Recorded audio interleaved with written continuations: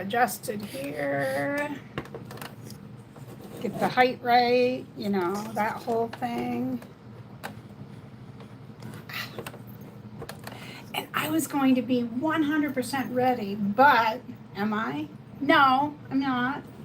Actually, I need to bring up this live stream chat so I can see who's here. I forgot to do that.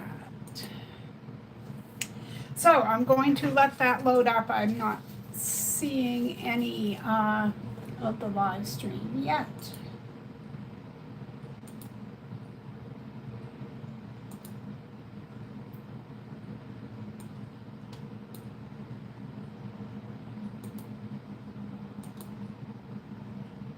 Hi, Mary G. How are you? You're the first one here. All right, so I'm going to go right here and I'm going to cut some strips of outing machine tape. Because I didn't get that done. Okay, I don't know where my old rotary cutter is, but that's okay because I need to change the blade in this one, so that makes a perfect excuse, right? That's what I'm gonna say. That's the story I'm going with. So I'm going to cut this. I think, you know, some people who I've seen do this do 18 inches, some do 20, and I think I'm going to cut it at 20. I like nice, well, not that 18 isn't a round number, but I'm going to cut it at 20 inches. And this is 2 1/4 inches this way, okay? So if anybody wonders, why would you sew scraps? If you've never seen it done, you're wondering, why would she sew scraps onto paper? There's a perfectly valid reason. A lot of times when you have crumbs or scraps, which I'll show you mine in a moment, when you have them left over from projects, they might not be on the straight of the grain. They might be, you know, cut across like a half square triangle or something to that effect. So first and foremost, it kind of keeps everything straight. And then it keeps it, if you were trying to make a long strip like this out of just scraps, it would kind of flow up and down. It's very difficult to keep straight. But with this, we're going to make sure that each scrap goes at least 1/4 inch below and above the tape so that we can trim that off without cutting into the paper. And I'll show you as we go. Let's see, that's 4. I better do a couple more. So it is actually nice and cool here today. Right now it's 71 degrees. At least it is in my window because this fan tells me the temperature. When I got up today, it was 55 degrees Fahrenheit. So a nice cool morning. Any way around it.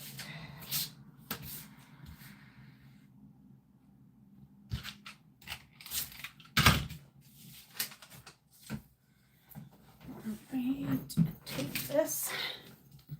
Let me see. Hi, Richard. Good morning. That's okay. You stay as long as you can, and we're glad for you and for anyone dropping in. Hi, Char. Is it Charlene? Charlotte? I'm not sure, but I can call you Char. Yeah, doing great, says Mary. That's good. That's good. Richard, I'm sure you're busy. I responded to your email this morning. I don't know if you've received it yet, but if you haven't, it would be in your inbox. All right. Now, this is my own thing I'm doing, but I am going to fold in the center just to mark, okay? I just folded it in half so that I know where the center is, okay? I'm going to do all of them at once. It just has to be close to center for me. Like I said, most people would not even do this, but this is a Marie thing. You have to understand. All right. So I have 1, 2, 3, 4, 5, 6. I guess that's enough. Now I have my fabrics all prepped. I dug them out yesterday from the bin that I have. Now some of these, whoops, are sewn together. Some of them are just from other projects, and then some are just plain scraps. Narrow, wide, doesn't matter, okay? I'm going to set these up because, again, I didn't get everything set up. But I have sorted them by length, basic length, because my idea was if I had them all pressed and ready to go, that it would save time today. But I just want to say, ironing that many in one day, that was not my brightest moment, okay? Right? So I'll be back and forth grabbing these, and I'll show you what I'm getting as I go. The only scraps that I passed by were if it were holiday themes such as Easter or Christmas, you know, if it was really like baby fabric or something like that. But otherwise, everything is in. Yeah. Charlene, LOL, Minnesota here. Well, hello to Minnesota, and thank you for the clarification. I'm going to try to remember that. I lived near a little girl when I was 7. She was younger than me, probably 3. And her father's name was Charlie. And her mother's name was Charlene, and they called her Charlene. And I've never before, well, of course, before or since heard it pronounced that way, but I think they did it because it was part of her dad's name and part of her mom's name. So they did the char, you know. Let's see. Oh, there's Terry dropping in. Good morning, Terry. Pretend these are pink gloves. Thank you for dropping in. She's busy, so for her to even be here for 1 minute, aw, be still my heart. But you do what you need to do today, Terry. Remember what I said. I appreciate every moment. But family, real life, not YouTube, comes first. Right, guys? But we appreciate our admins, and Terry's here nice and bright and early. So these are my other stacks. I have one more to show you. And these are cutoffs from other crumb piecing projects because I don't throw scraps away unless they're under an inch. But, well, yes and no. Because when I do postcards, I like those thin little strips. But they have to be, you know, 3/4 of an inch or just a little bit larger for me to save them even for a postcard. Yeah, so, but I have these from doing crumb blocks. I used to, before I had my YouTube channel, I used to trade every month in a quilt group, quilt swap group. And I always would sign up for the crazy block or the crumb blocks because you guys know me. I love it. Terry says, when I get the call, I will have to go. My pleasure to be here. Well, it's our pleasure to have you. Okay, so we have a question. Charlene wants to know about postcards. Yes, I make postcards. Would you like to see a few? I have them right over here. I have some tutorials on them. I will edit the description box to put them up. I have more than one. But I make little, I'm going to turn it sideways just because this is a vertical stream. It might be easier for you to see. Some of them are pretty basic, just some fancy stitches. They're put onto what's called comic book boards. Some people use cardstock. I find this is a little bit thicker and I like the feel of it better. I do them for women. For men, that one's got some wildlife themed. Let me see. I have Valentines with lace See the word cutie? I applique that on with Heat and Bond.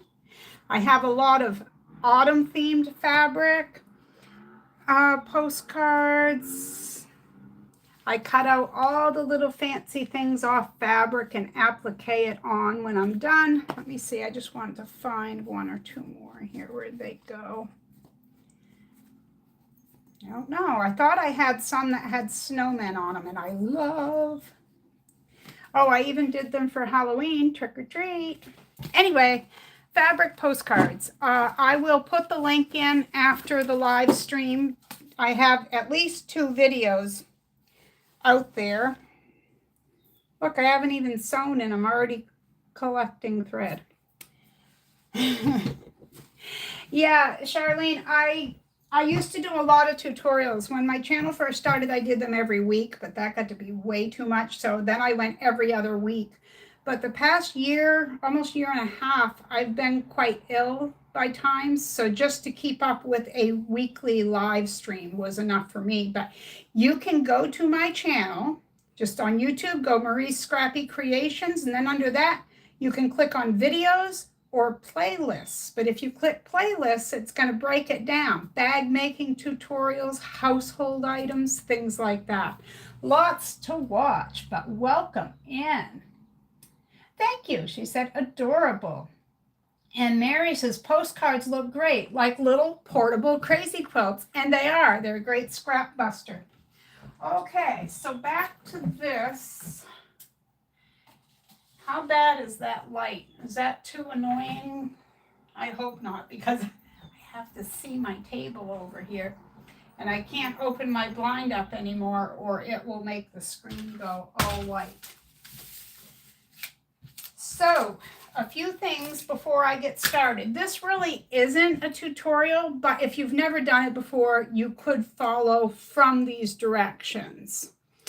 What I'm going to do is I'm going to, let me just grab a couple of scraps. So here's my center. Now I want to make sure, I'm going to turn this backwards. I want to make sure that this is a 1/4 inch at least above and below that tape. Okay? Some of it's going to be quite long, and I'm going to get another use for this out of it.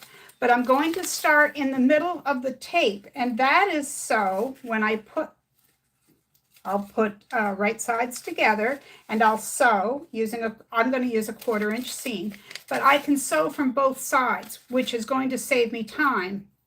So I'll put a center piece down, one on each side, and I'll be able to sew that and work my way going outward instead of from one end to another. I do have an iron set up, but mostly I will be using my little roller. I call it my mini iron because it really is a mini iron. If you don't have one of these, like I wanted one for a long time, and I was gifted this. And at first I thought, oh, I hope I use it because it's pretty. I hope I get into the habit, because I wasn't in the habit of using one. It wasn't a hard habit to start because once you pick one of these up, you realize how handy they are to have around. It's one of those tools that you wonder how you got by without. But I do have my mini iron set up over here in case the seam is a little bulky. And as I said, this is 2 1/4 inches. Let me check the. Okay, thank you. Responded to your email. Lighting is fine. Thank you for that. Hi, Deb S., the Pug Mama Quilter. How are you doing? And Terry's saying good morning. She said she has a couple of them and she loves them. That's great. Terry, there's a message saying held for review. I'm not sure why it says that. Oh, hi, Barb. We're glad you're able to join us too. Yay. Okay, so what I'm going to do right now is I'm going to prep a couple of these before I sit down. I haven't even got my machine threaded. And I had a question the other day, and I'm going to address it here as well as on next week's What's Up Wednesday. Someone said, don't you have another machine, you always use your Singer. And I do. If we're doing a sew and chat or a tutorial, generally I'm using my Singer Quantum Stylist 9960.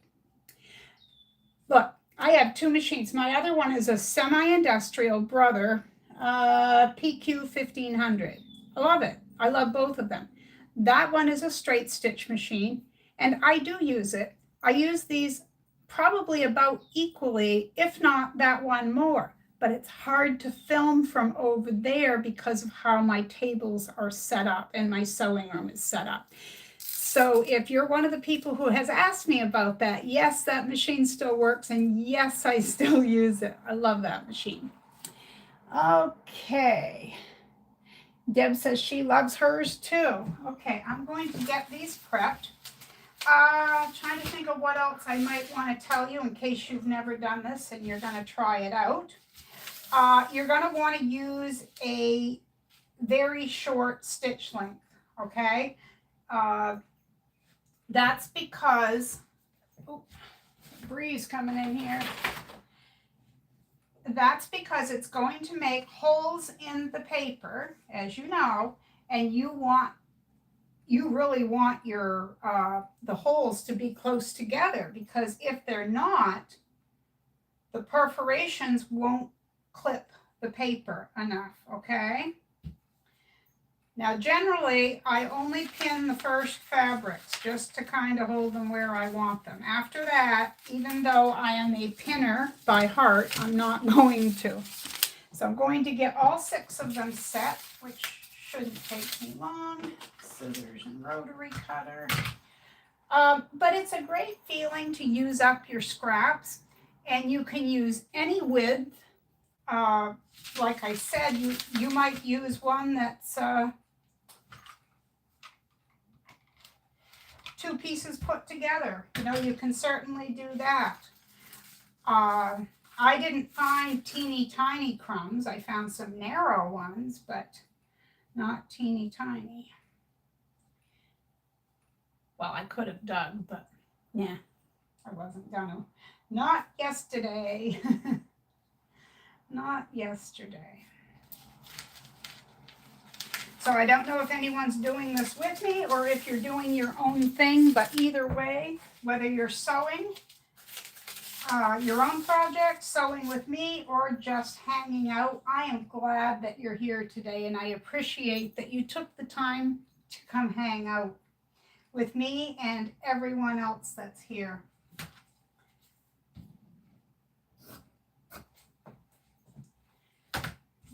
Okay. Get a couple more here. I'll trim them off afterwards. All I'm doing is putting one fabric down face up, and I'm putting one on the right and one on the left face down. I know you're only seeing like this, but there's 2 fabrics on top of like this one, the green. So that's what I'm doing with those. And I was starting to say, you know, you don't want to waste fabric, and scraps are one of those things. The way I think about it is this.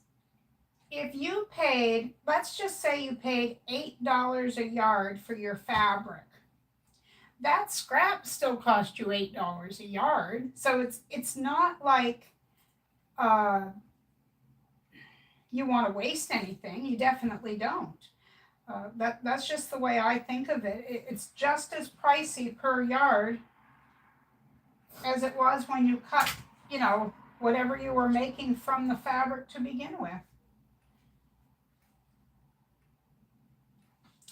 The other thing about crumb piecing in general, whether it's on adding machine tape or making quilt blocks, or making yardage so you can make bags and things like that, is that you're able to use up smaller bobbins you may have left over with just a little bit on them, or maybe it's thread spools that just have a little bit on them, because the colors don't matter, right? you're going to be able to use up your threads and bobbins as well as your scraps. And as for me, by the time I'm done with that, you know, using up scraps of fabric, scraps of thread and bobbin, I feel like I'm doing good. I'm clearing out my sewing room, you know. Maybe I am, maybe I'm not, but it feels like it to me. Oh, that's a wide one. I'll go narrower. Purple and green always look good together. I'll do that.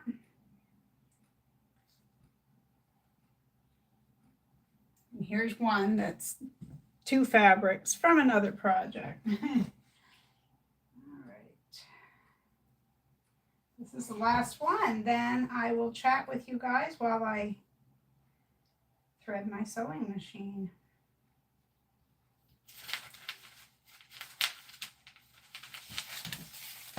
Okay, then from there I can just grab fabrics, right? All right, let's see what's happening here. Richard says, I have 3 sewing machines and a serger. For years, I only had 1 machine. Yes, I understand that. Terry says, Richard, I love a pack of sewing machines. I also have a serger. I keep 2 machines set up at all times. Hey, that's what I do.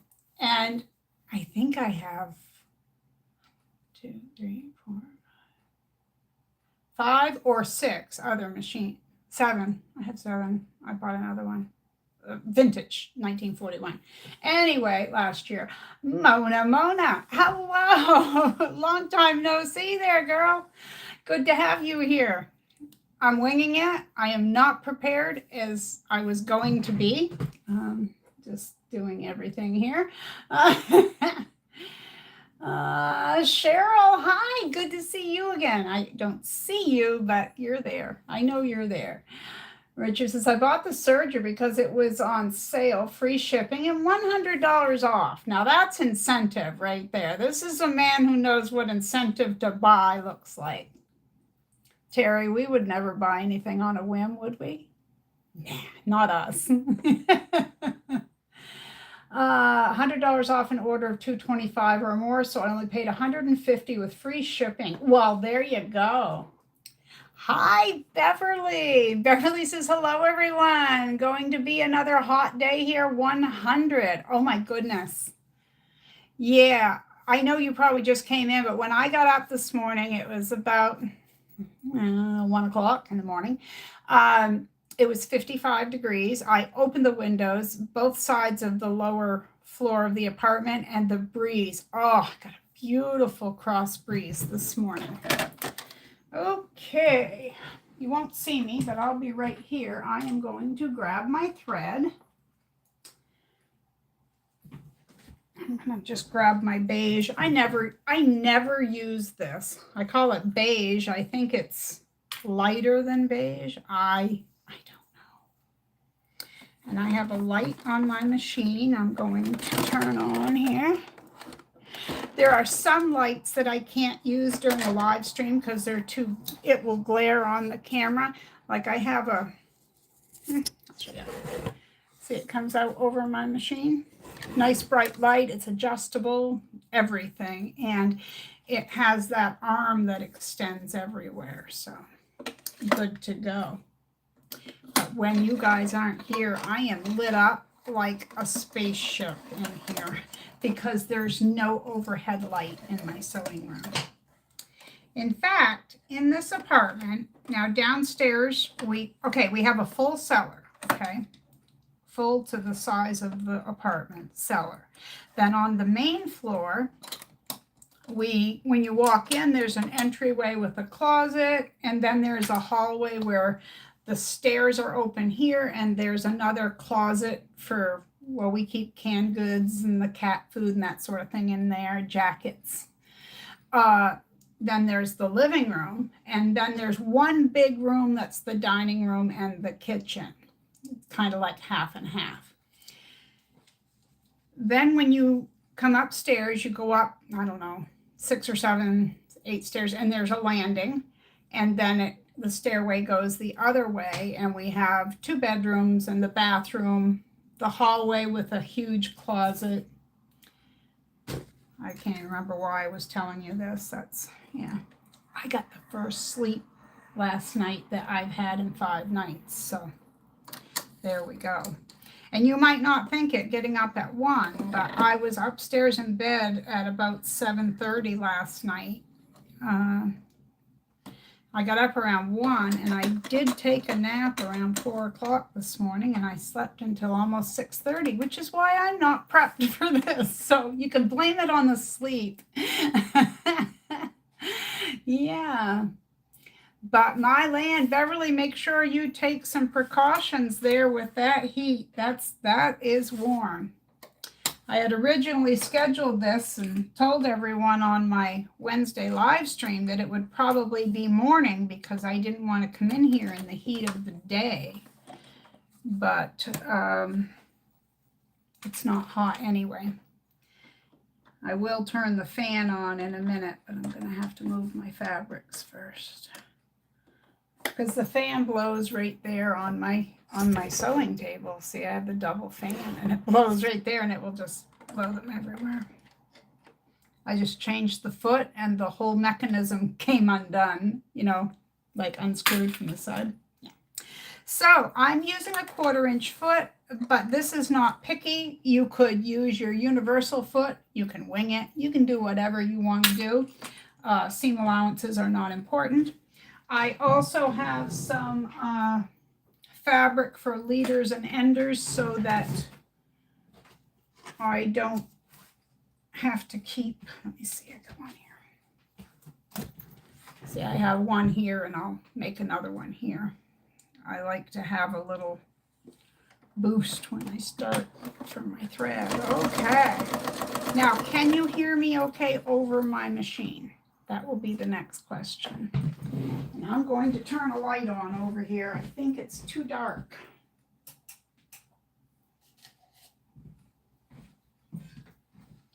I lowered my ironing board, so let me see, I'll show you guys.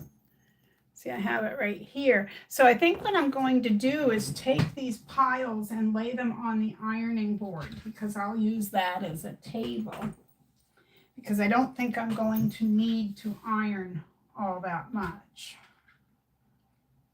Oh, speaking of ironing, I'm going to talk about this on Wednesday as well, but for years and years, I've always been a person who ironed my husband's shirts. He didn't work like at a business. He worked at a cedar mill, sawing logs in this like garage type area, exposed to every season and weather event because it was open, right? So he wasn't wearing like suit and tie and a dress shirt to work, gotcha. But denim shirts and things like that, I always ironed his shirts, anything the kids needed or I needed. And I never used starch. I always use this, and I know that's probably backwards, but it says it's the brand Faultless that makes spray starch, and it's called Magic Sizing. Now, years ago, it used to be 89 and then 99 cents. When I bought this, along with 4 or 5 others, because it was getting hard to find a couple years ago, I believe it was $1.89. That's what sticks in my head.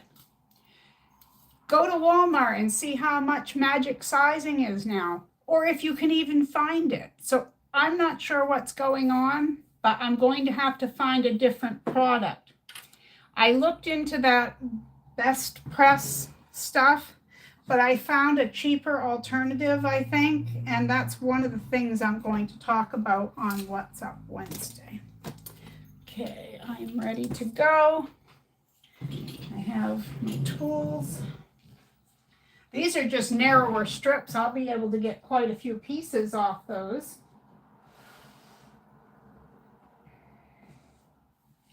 I just had breakfast before I went live. I actually ate about 25 minutes ago. I had chicken nuggets and a few crinkle cut French fries with a healthy breakfast. But really, I found these chicken nuggets in the freezer section. I wasn't even looking for them. I was looking for something else, and I saw them. And they were, it said, raw chicken. Please be sure to cook properly, or, you know, whatever it said. And they're really good, because normally if you buy chicken nuggets, which I'm not completely crazy about, unless I make them from scratch. I love homemade chicken nuggets, but these are probably as close to homemade as I have ever tasted, because they're not pre-cooked. Normally, if you buy like the dino nuggets for the kids or just regular chicken nuggets, you're just heating a frozen product that is fully cooked. But these are raw chicken, breaded, and then frozen. And oh my goodness, to me, they taste so good. Can I check the chat really quickly? And then I'm going to start sewing. So let me catch up. I saw where Terry came in and Cheryl. We talked about the sergers, and then Beverly showed up. Terry says never 26 machines later. Oh goodness. And Mona says she should be outside waiting, but she's still having breakfast. What's your weather like where you are, if you don't mind me asking? I always love to hear the temperatures and things. And Mary, thank you for letting me know you can hear me over the machine. Mona says, my grandmother ironed everything, even hankies, as did my mother and my grandmother. In fact, my mother, who is 93, when I was a kid, I can remember her ironing pillowcases and everything. My father's handkerchiefs, like you said, it was just a thing, you know, it's a thing that they did, for sure. Hi, Shireen. Oh, goodness, good to see you. We're glad you're here. Terry says, I paid $5 a can not too long ago. I mix my own now. Well, it was the one when I looked a couple weeks ago was over that price, but I found, I'll have to find it again, but it was a gallon of stuff, but it wasn't best press. And I talked to my husband and I told him, I've got one of these sprayers. Terry, Mona, Deb, I think you guys know because you probably were here when I bought it, but it is, I just put hairstylist sprayer. It's beautiful, just fine mist sprayer. And if you pump it, it will keep coming out after you pump once you get it built up.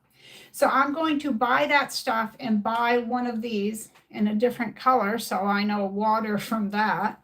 And I'm going to give that a try because I can't get the sizing. And it said that it was comparable to it. I just don't remember anything about the name. I apologize.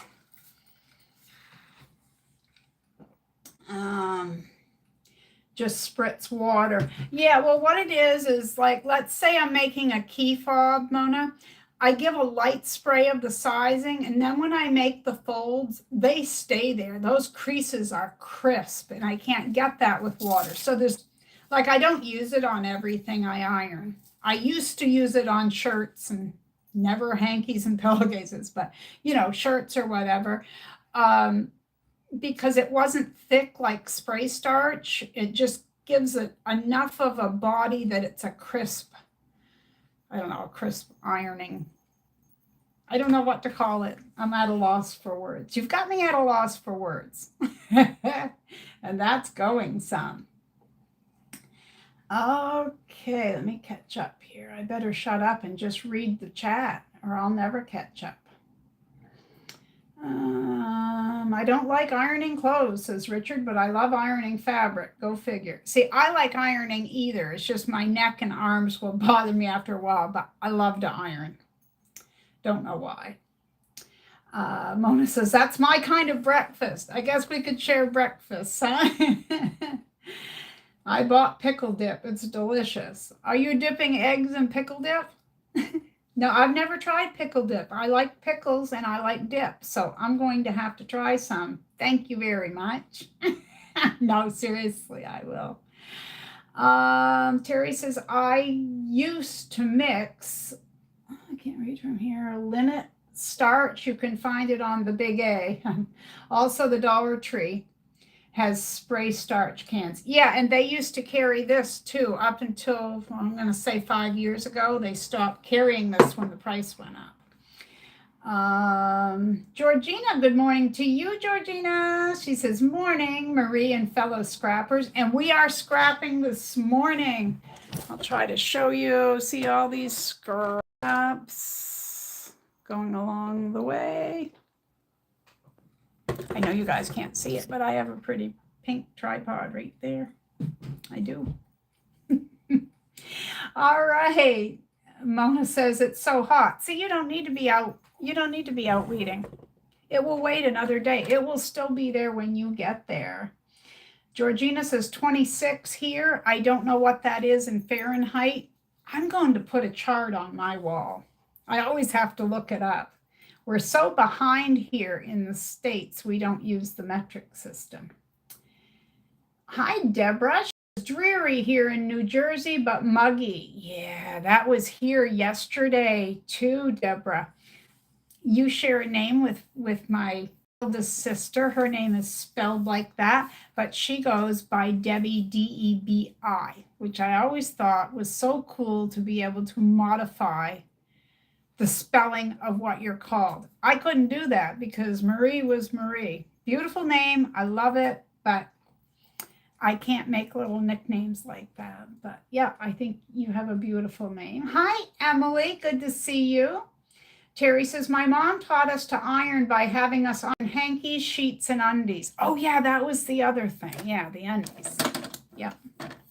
Can you imagine, though, back in the day when, and it was women, I'm sure, that were mostly doing this, but as if their day wasn't full enough. They didn't have the modern, you know, not even just appliances, but the modern conveniences in general that we had. Everything was more work, everything.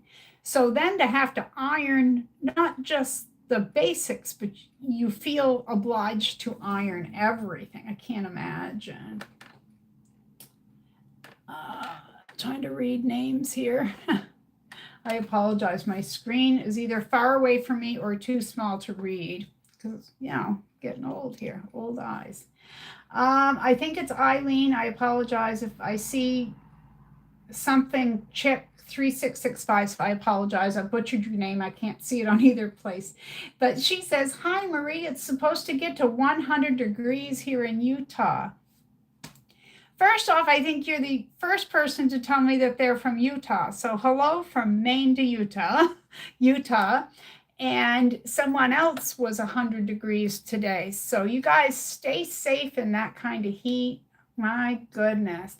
Hi, Bettina. Thank you for dropping in and saying hello. I hope you're able to stay with us for a while. And Valerie's here saying good morning, Marie, and everyone. She's outside with the grandbabies while they play on the swing set. Well, there you go. Making memories right there, Valerie. Love it. Terry says, I still have some stay flow. I know what that is. Richard says 78 going to be 82. I don't know what our high temperature is. Right now it's 71 in the window. So, but I think it's supposed to get to like 77 today. Let's see. Charlene says Minnesota 90s, high humidity for at least the next 10 days. Yeah, at one point yesterday, I looked at the temperature because I was perspiring. As we said the other day, women don't sweat, they perspire. I get dewy. No, the humidity was like 87% when I checked, but it was only like 72 degrees, but it felt much warmer. Can mix it to your liking. Okay, I will check that out. Thank you, Terry. I need to close some tabs there. I didn't realize how many I had open. Okay, Mona says, I iron nothing but fabric. If going out, I'll use curling iron to smooth wrinkles on what I'm wearing. I used a hairdryer on this and it didn't work so well. I just bought this shirt, but every time I fold it, I take it out of the drawer and it's always all wrinkled, and I don't know why. I don't know why. Let's see. Richard says, I have 2 sprayers. One has water and one has best press. Yep. We don't speak, we glow, sweat, we glow. That's right. We're glowing. We're glowing individuals. I sweat buckets, says Mona. I do too. Oh my goodness. Mona, I don't know if you were here or watched the replay, but I told them on Wednesday that my husband was sleeping the other day, so I didn't want to go in the kitchen, and he was napping in the recliner. So, and he was so tired from getting up with me when I didn't feel good in the middle of the night. So,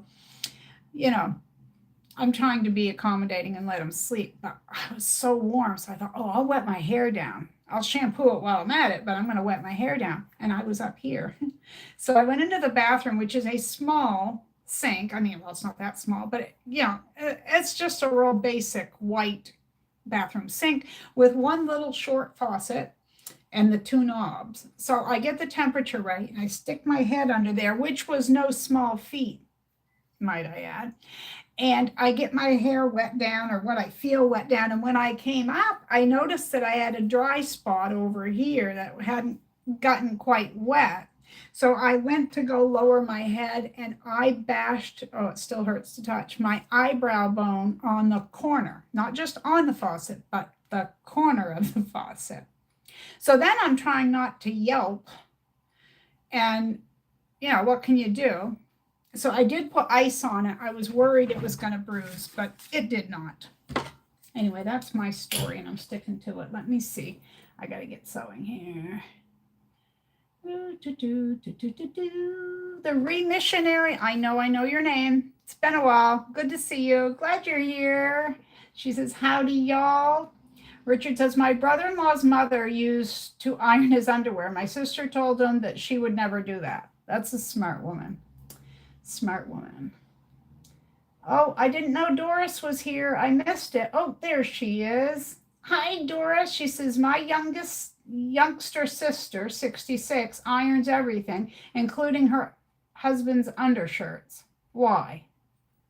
There's no good reason that I can see. I don't know, Doris. I'm with you, though. Let's see. Terry says, Doris, your sister must like ironing, but I bet she can find a better thing to do with her time. Mona's gonna leave. She needs to get weeding before it gets too hot. Yes, all joking aside, though, take care, Mona. Don't stay out in the heat too long. Anyone in these hot areas, please don't be out in the heat too long. Thank you for dropping in, Mona. Great to see you as always. Hi, Kathleen. Kathleen from Unity, Maine is here in the house. She's like, I don't know how to say it. She's my main buddy. I used to have 2 other people who would randomly stop in, and they told me they were from Maine, but they haven't been here for a while. And when my channel was brand new, within I think it was like a year old, I was into Walmart one day, and my husband's pushing the cart, and I've got my little list, and I'm going along, and I hear someone go, Marie?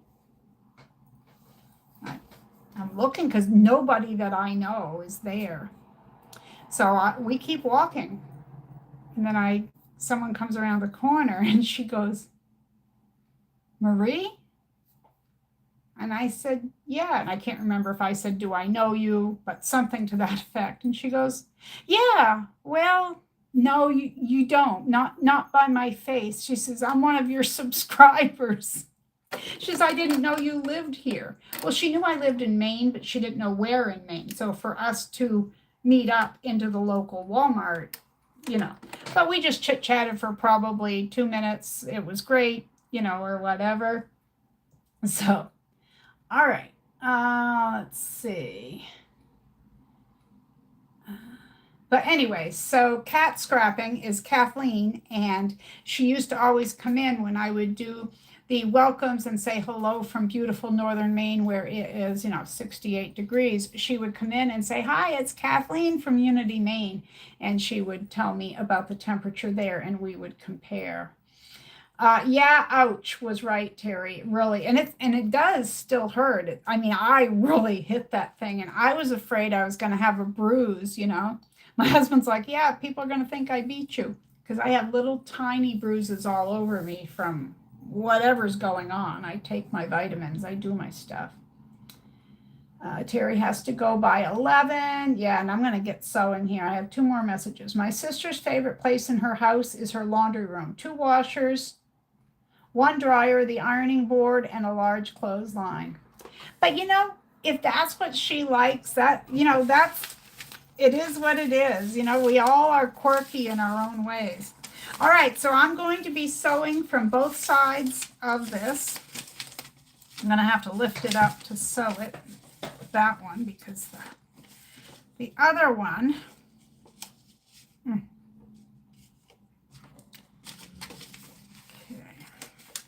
anyway, I'll keep my sewing to myself. I'll just chit chat.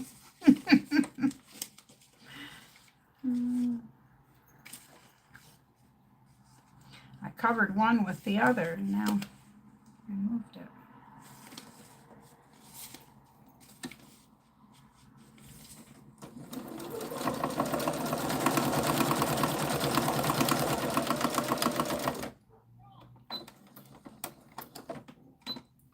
By the way, I'm using a 1.6 stitch length. I just unpinned that first fabric, which is, like I said, the only ones I'm going to pin. The other thing, if you're using fabrics that are pieced, make sure that you keep the seam away from your edge, because it will not be fun to deal with.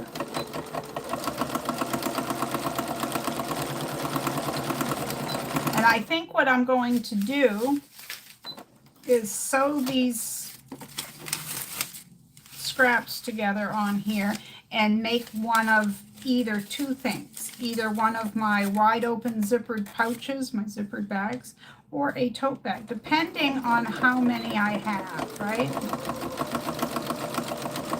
But if you weren't here at the beginning, I went over basically what I'm doing. And I'm using a 1.6, you could use a 1.8 stitch length, but you need to have your stitches close together so that you can tear your paper off easily at the end. Now, the other thing that I haven't talked about yet is that there is a product that some people use other than adding machine tape, which is linked in the description box, by the way. It is called, oh, I had it right here somewhere, scrap tape. Literally, scrap tape. Link is down below if you're interested. So I looked at it. Scrap tape is 2.5 inches wide, and this is 2 1/4. Now, I'm scrapping. It doesn't have to be any certain length, and this comes in wider as well. But 25 yards, which is basically 75 feet, of adding machine tape was $3. Let's call it $4. The other one, okay, wait a minute. Walmart had a set of 2 1/4 by 130 feet, 2 rolls of it for $3.90. But the scrap tape was like $12. I had it here as far as the foot, how many feet it was, and I forget now. Anyway, if you follow the links in the description box, you'll be able to see what it is. I forgot, because I didn't write it down, right? If I don't write it down, it's not real. It's not there. I made some key fobs the other day, and then last night, I've had some zippered bags cut out where I had they were all quilted, ready to go that way. I just needed to trim them out, square them off. So I did that last night, and I cut the lining pieces, and I have them all stacked. If I think of it when I get up, I will show you. Okay, my first section is done. It looks like curlicues. Now I'm going to sew the opposite side of the fabric, because remember, I put two. I put one piece right side up, and then I put one piece of scrap on each side of that.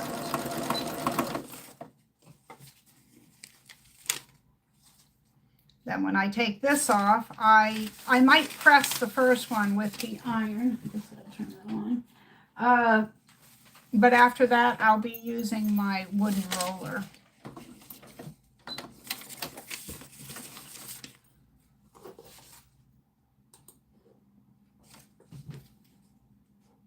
I wonder if I can make this print larger. Oh, I can.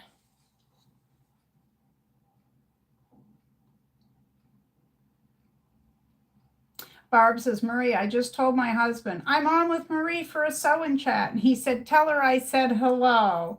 So hello from my husband, Joe. Hi, Joe. Your wife is wonderful. We love her around here. I'm sure he does too, right? Thanks, Barb. Terry says hi to Joe. Sure. My mother ironed everything. I'm going to... She had a rotary. I only need the flight. I think it was called a mango, but she ironed everything, anything that was fabric got ironed. Yeah, and that was the thing. No, you're fine. It just took me a minute. Georgina says, I love sewing on adding machine tape, going to turn into a quilt one day. Well, my aspirations right now are for a bag. If I can do a bag, I'll be happy. But my friend Lisa, L-E-S-A, sent me this in a package. I think I showed it on a What's Up Wednesday 3 or 4 weeks ago. She was going to send me a bunch of it, but she couldn't find it in her sewing room. And I can understand that. I have lost things in my sewing room after putting them in a place so I'd remember where they were. Kathleen says, I Googled the mileage and time from my place to yours, 191 miles or 3 hours and 3 minutes. Oh, yeah, that's cool. That's cool, Kathleen. My sister's been driving back and forth. The next town up is called Fort Fairfield. Now, she lives in Augusta, but she's been coming up and helping out our older sister and my mom. So she's put a lot of highway miles out there. Have you ever ridden up to the county, Kathleen? Have you ever been up here? Anyone wondering, when you're in Maine and you say the county, it's assumed it's a rustic, because it's a huge place. I actually did a What's Up Wednesday about that one time, about the population versus the size of this place. It's incredible. But I should have trimmed these longer pieces off. I'll know for the next one, won't I? The next pieces, that I will cut them off first.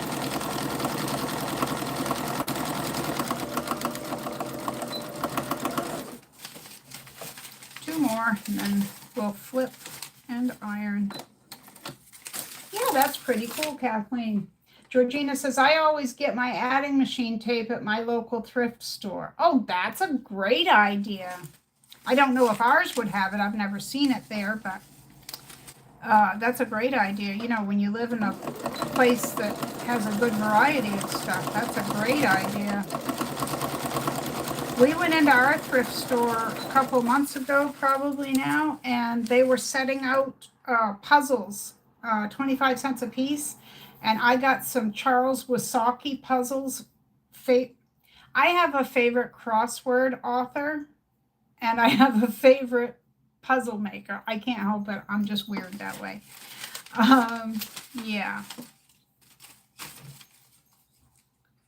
But Years ago, I used to get the Portland, Maine paper, which is a long ways from me, might I add. But one of the local stores, well, more than one, but one I would get it from, always had the Portland Press Herald, and I always wanted the weekend paper because right next to the New York Times crossword, which again I love, there would be a puzzle by Frank Longo.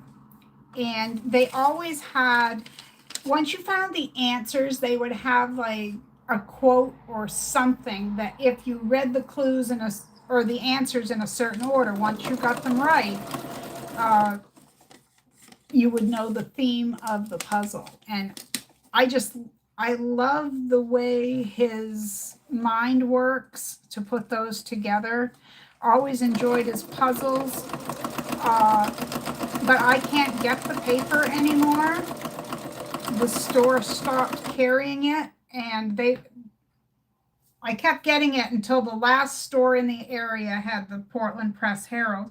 And then I called them, the newspaper office, to see if I could sign up for a subscription and just get the weekend paper, because I had done it with the Bangor Daily for an amount of time. But no, I could not. They wouldn't let me, so I couldn't get just my Frank Longo puzzles. Well, Lisa, the one who gifted me her adding machine tape, she had bought me, I'm going to say it was last 2025, she bought me a book called The World's Longest Crossword Puzzle, and it was written by Frank Longo. And I still enjoy it. I'm still working on it. It's just not the themed puzzles, but it's still his puzzles, so I'm in it.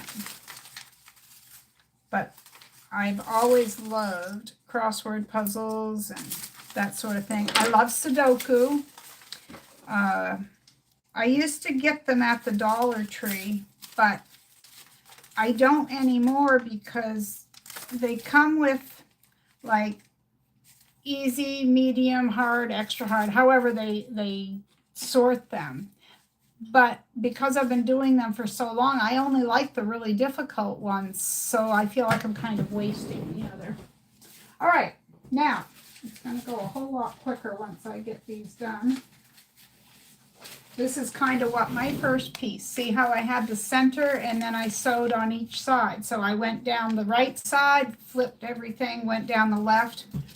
And I'm just going to do a really quick press here on each one, and then I'll put the other fabrics next to them, and I will catch up on the chat. I imagine it's getting close to time, and if Terry hasn't left already, she is going to be. So just in case you're still here, I love you, Terry. Thank you so much for being here. I appreciate that. Because she had things to do today, and she still came in. Let's see. Okay, let me catch up. Okay, I was right with Georgina talking about getting her machine tape at the local thrift store. Shatika, have I pronounced your name right, sweetheart? Shatika, if I did, beautiful name. If it's mispronounced, I apologize. She says, good morning and blessings. Well, good morning to you. It is 11 a.m. here in northern Maine, and 72 degrees. I like that. I like that temperature. Hi, Jordan. Am I ticklish? Nope, not especially. I don't think so. Barb, Marie, you are a genius. Well, I wouldn't go that far, but thank you. She says, I was wondering how to do that without stopping and starting so many times. Now I'm definitely going to do this. Yeah, you're working your way out, because I figure if we work from one side to the other, that's going to be slow. So, of course, it's slow with me gabbing in between there. But I love visiting with you guys. So I'm just going to continue to talk and sew. I always say that's why I don't get a lot done on my sewing chats, because I chat more than I sew.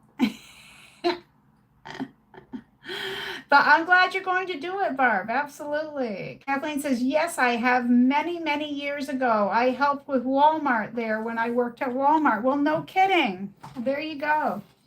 Well, it always cracks me up because when you come up the highway, and this is for people who don't know what Maine is like, because there's places that are very populated, and then there's places that you're in the backwoods. You just don't realize it. It looks like you're in town, and then you go a mile and you're like, where am I? I just saw a bear and a moose, and there's beavers that live down there.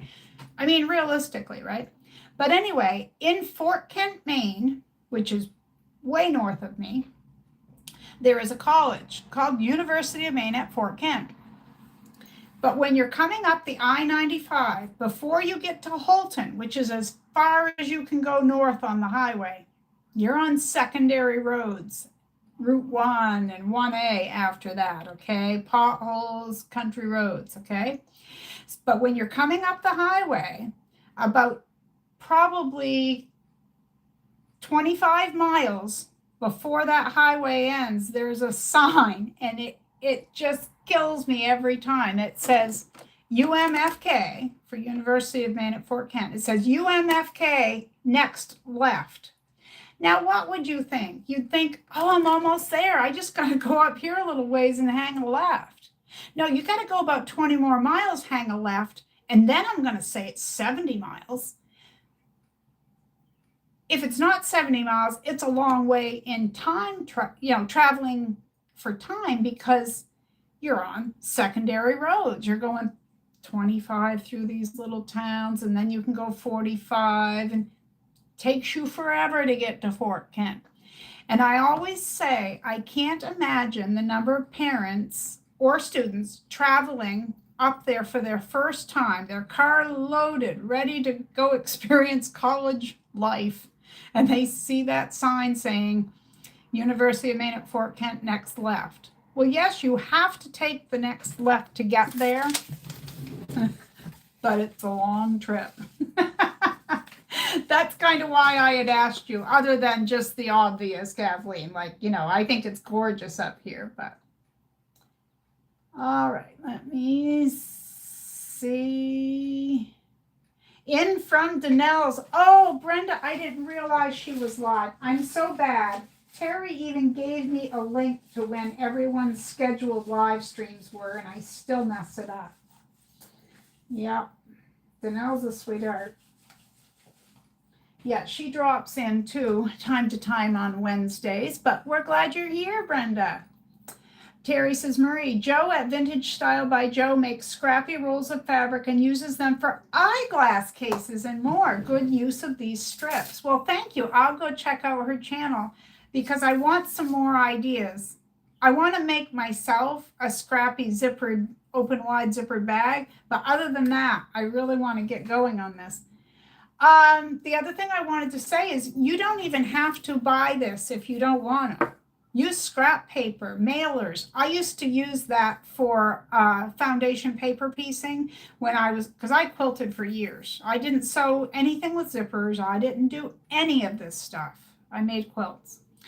But I don't do that anymore. But I used to use anything, mail, whatever, the kids' notebook paper, I would repurpose it from school projects and things.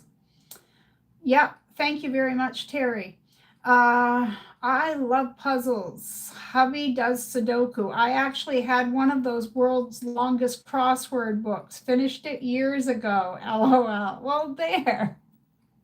Terry says, love you too. Trying to stall, but I think I have to go. Yeah, I understand. And you're probably gone because I'm behind on the chat. But thank you so much, Terry. I hope you have a wonderful day. Absolutely wonderful. Richard says, I have to get going too, but I enjoyed hanging out with everyone. There again, he's probably gone too. But thank you, Richard. I appreciate your time in here and that, you guys are always chatting and putting forth the effort in the group, and I appreciate that. Hi, Janice. Janice Cahill is here. She says, hi, Marie, just checking in. Well, we're glad you did. I need to do two things at once, which is talk and iron. Georgina Yardley says, Have an awesome day, Richard. And Barb says, enjoy your weekend, Richard. That's nice. Everyone's saying goodbye to Terry. Okay, I think I came to the end of the chat, but my mouse won't scroll. Oh, goodness, there we are. Let's see, Laura. Hi, Laura. She says, hi, Marie and everyone. I just noticed that you were live. Yeah, I was going to put up the link last night, but I tell you what, Laura, I fell into bed in utter exhaustion last night, so I did not get that put up.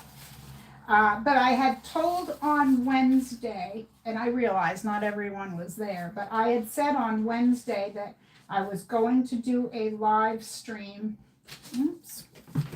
Not sure why I didn't sew that one all the way, but I only sewed it to the edge of the paper instead of just past the edge of the paper. Anyway, I did announce it on Wednesday, but I realized not everyone was around for the What's Up Wednesday, so that's probably how you missed it. I had figured I should do it early in the morning because at that point they were forecasting for a very warm day today, or quite warm. At least it was mid to upper 80s, and where I'm upstairs, you know, I didn't want to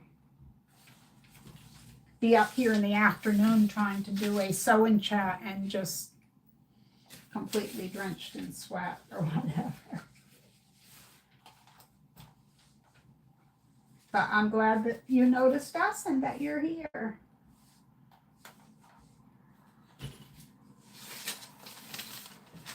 And like I said, in just a moment, I will show you guys what I have. And then I'm going to trim a couple of these longer pieces before I attach on both sides. But if this turns into an obsession, we know who to blame. That would be Lisa. L-E-S-A, Lisa. She knows. She knows.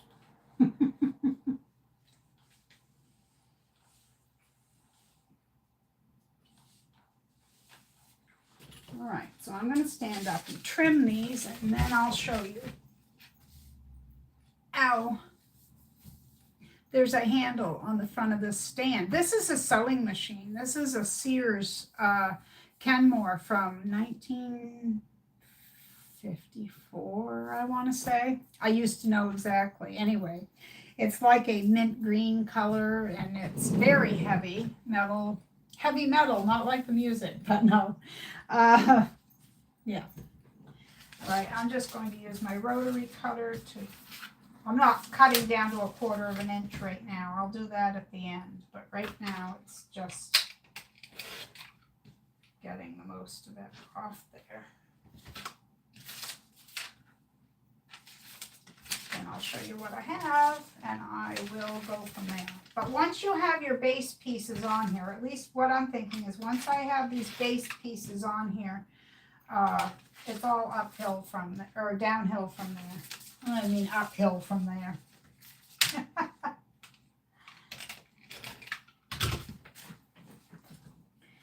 And see, there's plenty of usable pieces left over. Because some of these pieces that I took out are quite long. Now this one won't be long enough, but if I put it with another crumb, it will be long enough.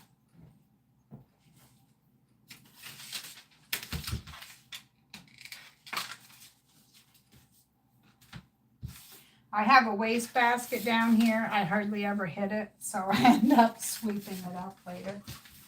But I don't care. That's my habit. I've always done it, and I'm not going to worry about it at this stage of my life. Right?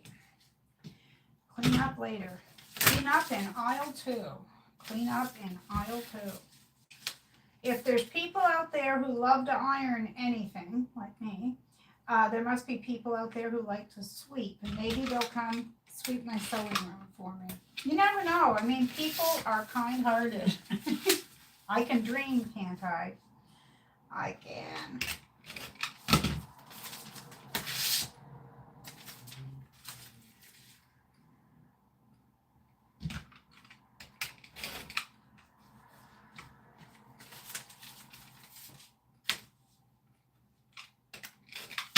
All right.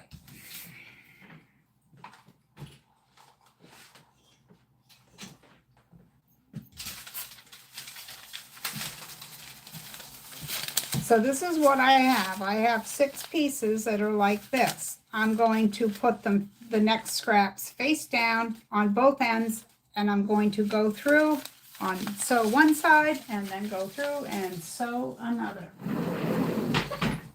But first, water.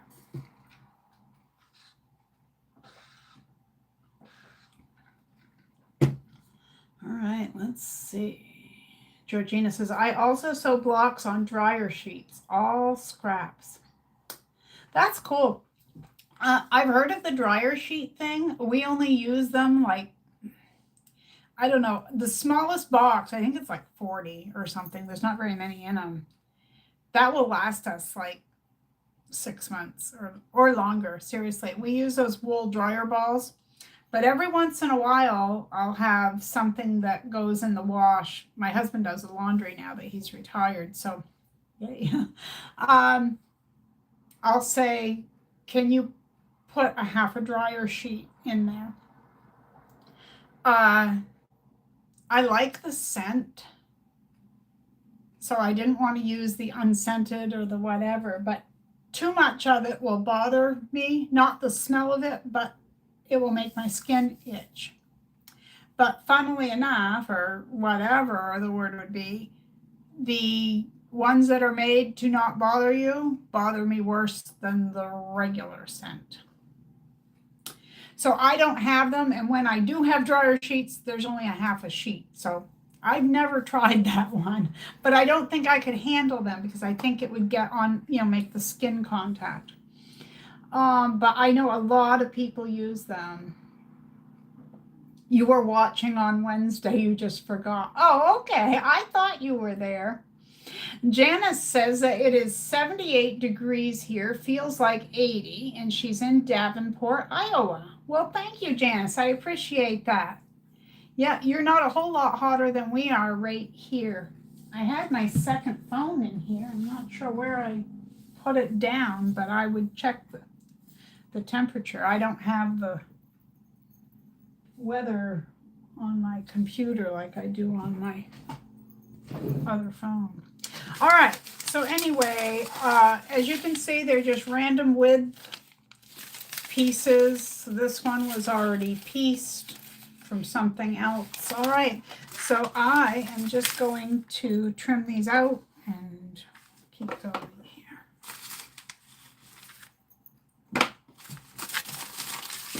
Trim the threads. All right. And I said at the beginning I was not going to pin, but you know what I'm going to do? I'm going to pin them because otherwise they're not going to stay in place. So that's what I'm doing. It's not long enough. I should have checked it out to make sure before I started. No, I ironed all these pieces. If you were here at the beginning, I showed how I had everything ironed. Some of them are pieced crumbs and some of them are just scrappy crumbs.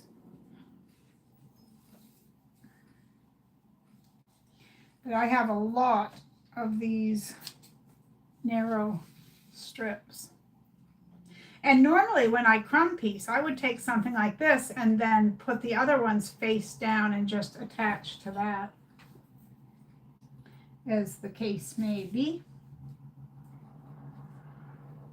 Well, there's a pieced one.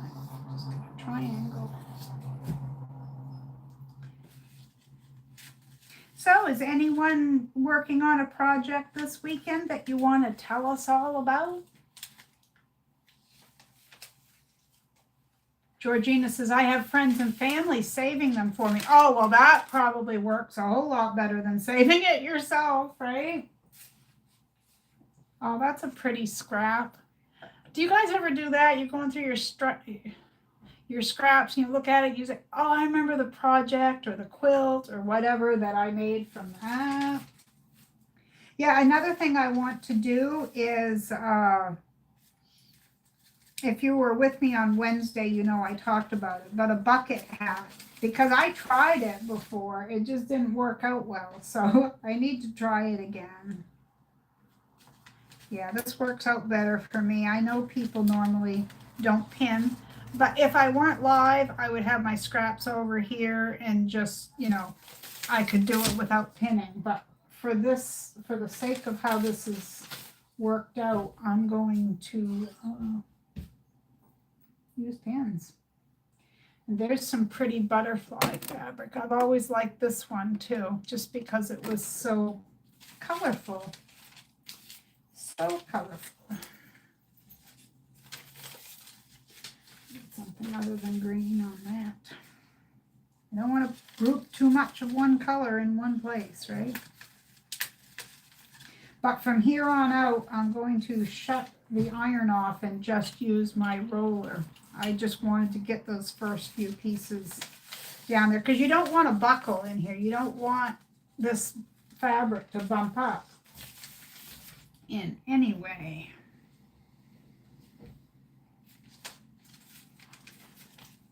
Yeah, this morning early it was very dreary out the window, especially looking north, but it's brightened up out there now.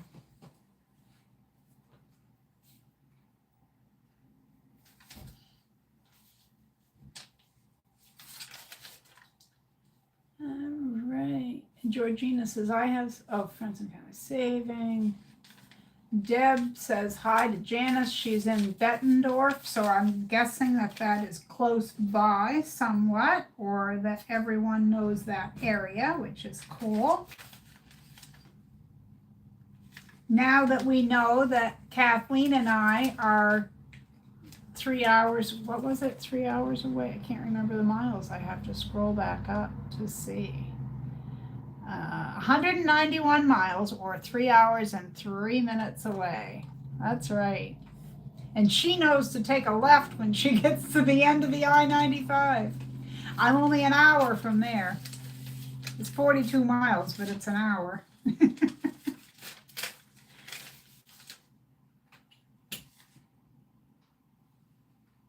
I'm picking and choosing, and I normally don't do that with scraps. I usually just grab it and run, but especially for the center, I don't want to double up a color or something. You know, I'm just picky that way. Keep forgetting where I left my pieces. And I have some autism awareness, and I have some scraps of, I love this one with the little paw prints on it. Isn't that cute? I bought that when COVID first hit. I bought some fabric online. It was the first time I had ever purchased fabric online, and I found some fabric I liked because, of course, everybody and their brother was ordering masks. So people would say, do you have children's prints, or do you have cats, or do you have, you know, whatever. And so I found an Etsy seller who had some wonderful, wonderful deals on fabric. The prices were great. And I was buying like half yard and 1 yard pieces. And that way I could have a lot of variety going. And that colorful paw print came from that era. All right, one more to go.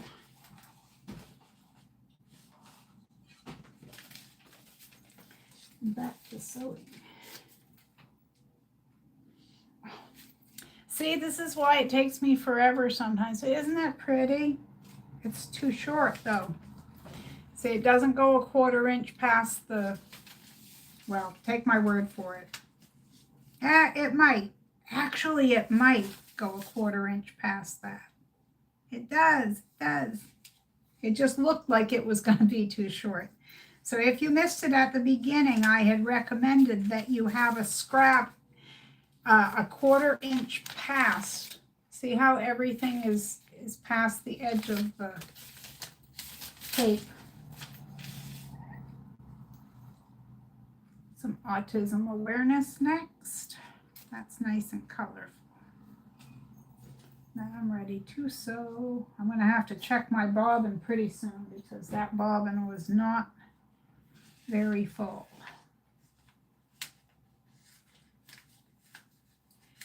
Okay. Janice is working on crumb blocks. Good deal. We're almost doing the same thing here. I love crumb blocks. I really, really do. And you know, I have so many blocks that I traded when I was on that quilt swap group. And I need to take those and make tote bags or something out of those quilt blocks. I need to use them up. I need to come up with, there must be more ideas than tote bags to make, you know, seat cushions or whatever. Table runners. The problem with it, with the ones I swapped, is there was usually a theme, so they don't necessarily match, you know. You have a lot of colors. That's good. And Deb is working on a quilt of valor. Good for you. What pattern are you using, Deb? And what day is your live streams, or what day do you do this? Barb says she's still hand quilting on the quilt she made for her sister. 16 9-patch blocks, which makes 144 squares. I have 40 squares done, only 104 to go. I know I had said it years ago now. Stephen from the Idiot Quilter, he featured me on his show, or whatever you want to call it, on his YouTube channel. When my channel was fairly new. Yeah, it was fairly new. And he and I were talking, and I said, yeah, I made a quilt in 1992 for my mom, and it was done in all those country blues with a little bit of white, but it was mostly blues. So what I would do is, I didn't have very much money or time at that point in time, but I knew I wanted to make this for my mom. So every time I would go to town, we lived in Easton at the time, which is a very small town. It's only about 10 minutes away from here, but if you needed to go grab something at the grocery store, you generally did what you call go to town. And I'm sure many of you understand that. But anyway, every week when I would go to town to get groceries or whatever, I would buy a 1/4 yard or a 1/2 yard. Okay, so it took me a while to get the fabrics together to begin with. And then I made the quilt. Now, up until that point, the only thing I had sewn, I had made a quilt. I shouldn't say I hadn't made a quilt, but it was hand stitched completely. Okay, because I didn't have a sewing machine, but I loved to hand stitch. I had made it and I gifted it to my ex-mother-in-law. And so I didn't have it any longer, and I had really, really messed up. I didn't even have a book to show me what to do. So my very first quilt, instead of the sashing being attached to the blocks, the edges of the blocks were really screwed up. So I took the sashing fabric and sewed it right down between the blocks, like on top. I just folded the edges under and ironed them and just live and learn, right? And this was before the internet. I didn't, like I said, I didn't even have a book. But by the time it came time in the 90s to make my mom a quilt, I had gone to the library and I took out a book called How to Make a Patchwork Quilt. And they had all kinds of different patterns in there. In fact, I still have that book because not too long after getting that book, we moved, and I forgot to take it back to the library. So I had to write the library and tell them that I had their book, and I apologize. How much do I owe you? And they sent me a bill. I paid it, which is probably 3 times what the book was worth. But either way, it's a public library. I was happy to I just felt better that they had the money or whatever, because I normally would not do something like that. But anyway, it taught me all these basic blocks. I thought I had it upstairs here, but it must be downstairs. I have a lot of books up here. Best-selling bizarre patchwork. I have a whole bunch of books about quilted projects or quilts, and I've made so many of them. I like a book. I mean, and the internet is great. You can learn a lot, and videos are great, but you know, there's nothing like a book in my hands. I love it. So I made my mom, trying to think of the word, I know the word, but anyway, every block was different, and it was all scrappy because of how I had purchased the pieces of fabric. So I had a book called Quilts, Quilts, Quilts, okay, and I bought it in March 20th of 1993. I have the date right in it. And I had told my mom about it. I didn't tell her I was making a quilt for her at the time, but I told her about the book. I said, and I heard, because there was a woman who lived near me who quilted, I said, I heard from a friend that there's another book.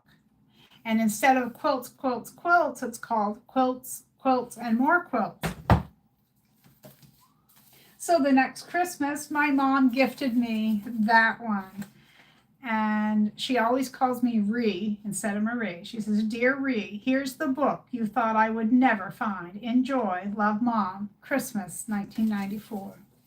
Isn't that great? Get me all weepy. All right, let me see. Board and battens. I'll have to look that up. Thank you. Thank you, Deb. Valerie, gotta run. Have a great weekend. You too, sweetheart. Thank you for being here. Thank you. And Deb, your lives are Fridays, 3 p.m.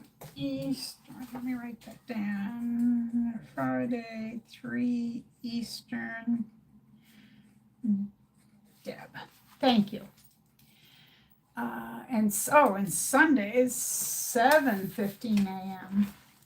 I wish I could do that. I could do that every other week, but like this week, our granddaughter comes over. She comes every other Sunday generally, unless I'm not feeling well. Janice, I have lots too of colors, but not in the same block. Oh yeah, I see what you mean. Right now I'm working on black and white. I have blues, oranges, yellows, and lots of other colors.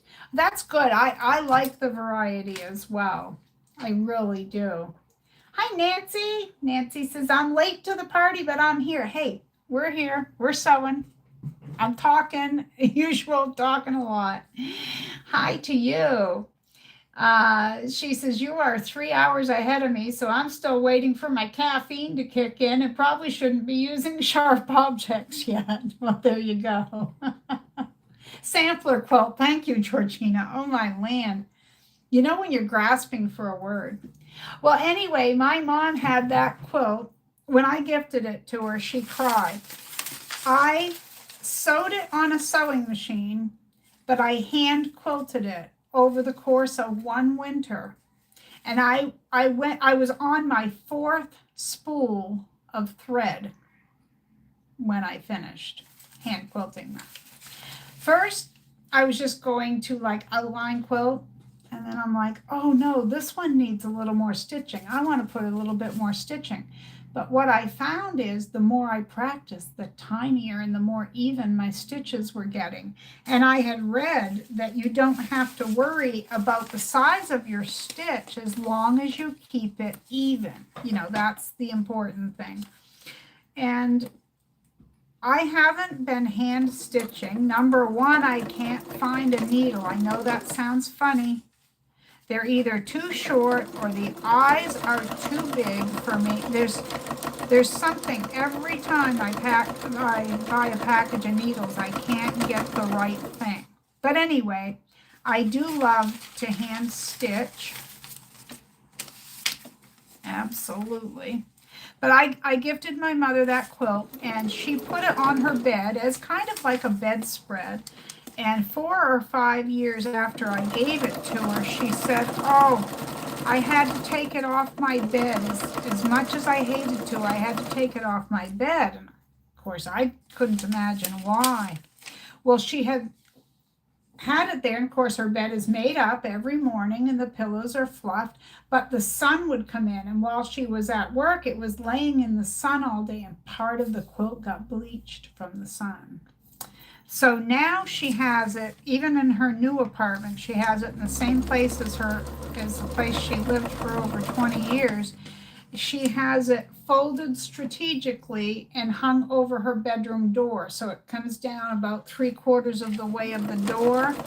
And she randomly will flip it to a different, to show different areas of the quilt, so that, because she's worried about it bleaching out again. But I do have a special attachment to that quilt because I put a lot of love, a lot of time, and I can't tell you how many hand stitches into it. But when we're that invested into these projects, someone who doesn't quilt or sew is never going to realize what goes into it. Even if you don't hand quilt it, nobody knows what goes into that quilt top. And the borders, and the how many times did you run out of bobbin and you were sewing, or all the different things that can happen, All right. Linda, hi Linda Faust. Good to see you. She says, hi Marie and everyone. I didn't get a notification you are on. Ugh. Yeah, that's YouTube for you. Oh, speaking of YouTube, the other day, it was Wednesday, it was right after my live stream, I went to what's called YouTube Studio. It's where we, edit our videos, or we can respond to comments from there, which I still need to do for Wednesdays. But either way, there was a notification, and it said something to the effect of, we're very sorry, we're working on a glitch, but apparently they have a glitch that has been taking down videos, wiping out comments and people's subscriptions to channels, and they don't know why it's doing it. So they were working on this Wednesday. Hopefully the issue is resolved. Now, I didn't go through and check to see if my videos were down or any of that, but I probably should have. But then there was another thing. What was it?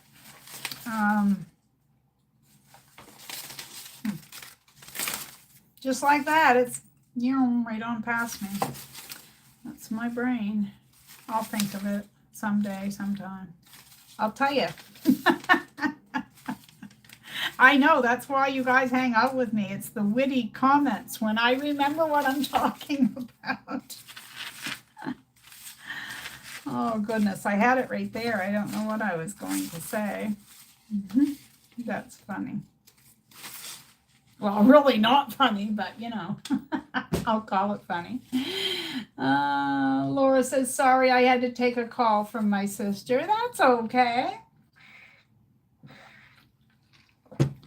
Laura, I apologize. I forgot which person sent it to me. Did you send me the recipe for the homemade hamburger helper in the Instapot? I'm trying to think of who sent it to me. Isn't that awful? I should know. All right. I'm just going to iron them again, I think, because it's quicker right now.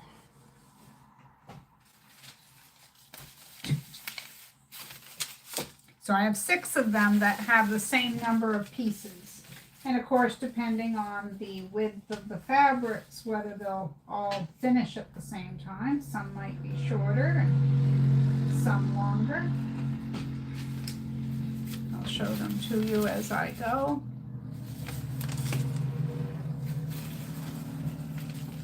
But with the 1.6 millimeter stitch length, these are going to be perforated very well, very easily.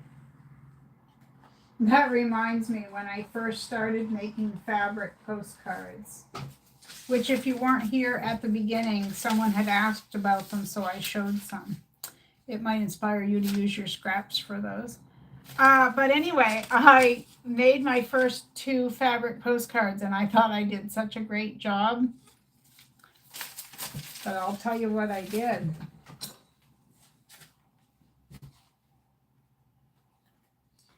Okay, so let's say that this was it. You see this stitching on the back, okay? I used a zigzag stitch that was very close together. So I went around the whole edge of it and I flipped it over to look at it, and part of it was coming right apart because I had stitched so closely that it had already perforated the edge. Lesson learned. So my first 2 were not usable because, you know, as I say, I'm not always the brightest. Okay. No, you didn't, but it sounds good. Okay, so it must have been the other Laura, because, you know, I'll say Laura in my head and then I get confused. But anyway, all I had been gonna say, if it was you, whoops, there's the end of my bobbin. I just went to check, and about an inch of thread pulled out of there. I'll just grab another one. Black will do. We were talking about the Instapot and things like that, and I said something, I think I said something about homemade hamburger helper, because that's what I do. I don't buy boxes of anything. Like, I have my homemade rice-a-roni and, you know, this and that. So she sent me her favorite hamburger helper recipe. And I am probably the only person that you guys know of who's going to say the following statement. I don't eat sour cream in any form. I cannot tolerate sour cream. In fact, I have a friend in Ohio, and she said to me one time something about sour cream, and I said, oh, no. And she's, oh, my land, you could never live in the Midwest. Everything is made with sour cream. But no, I don't like it at all. And so I was looking at the recipe because she sends me this recipe, and other than the sour cream, it looked great. And I know sometimes you can put yogurt in place of sour cream and such, but I don't know if it would work in that recipe. I sewed my strings right into that. Pull that out there. So I have a small, I meant to get that out. I have to find it first, but I can show you what I'm talking about here if I can find one. Yeah. Okay, you see how this fabric, bring my neck here. This fabric came on this cardboard thing. It's kind of like a spool. Like if you look at it, it looks like a flattened spool in a way because it has the shape. Anyway, I have some of these. They're again the same friend, Lisa, who sent me the adding machine tape, sent me some of these in a package. Just the, not the fabric, but the little cardboard pieces. And they're great for rolling these onto, or you could use, you know, a cut paper towel roll, maybe a toilet paper roll. You can just roll them by themselves. You don't even actually need anything to, you know, once you get them made, you can just roll them on their own as well. And there's the next one. But once I'm sitting here and I'm not chit-chatting, I can probably wing these out pretty good. This one has some pretty fabrics in it.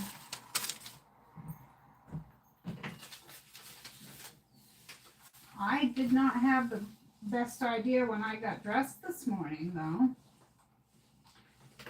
I put on these black leggings, and the cat kept, you know that thing where they rub up against your leg? Well, Jack was all over me downstairs. She didn't do it till I put the leggings on. My pajamas, no, she wasn't, but she was all about that. Anyway, that's my last one. Now, I know you guys can't see, but I'm covered in little bits of thread and cotton dust. It's like fairy dust. It's magical. It's fabric dust. If Terry were here, she would say the same. All right, let me get some. Oh, there's one more. What did I do? I missed one. I missed one. That must have been. I heard you guys hollering, Marie, got one. Because you guys are always looking out for me, right? I have a hard time turning my head all the time here, but.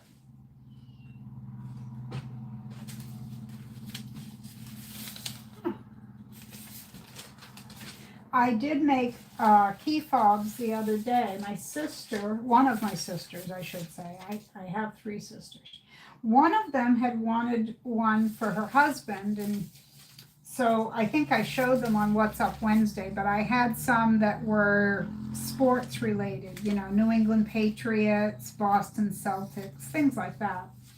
And so I made up 3 so he could choose one from the ones that I made. So I did Red Sox and, this and that. And then she had asked me to make her a new one. She already had one, but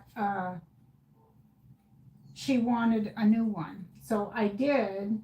I made her one with beach theme because she likes the beach, and I figured she'd like that fabric. And she did. So I had, 5 of them. And she took all of them. She was good with that. She's like, I'll take them all. So here we go. There's a little crumb that will have to be attached to something else. I'm getting hungry. And I ate right before the live stream started, so I'm not sure what that's all about. I'm not trying to match or anything. If you're wondering why I'm being so picky, it's because I don't want to put a green next to a green. That kind of thing.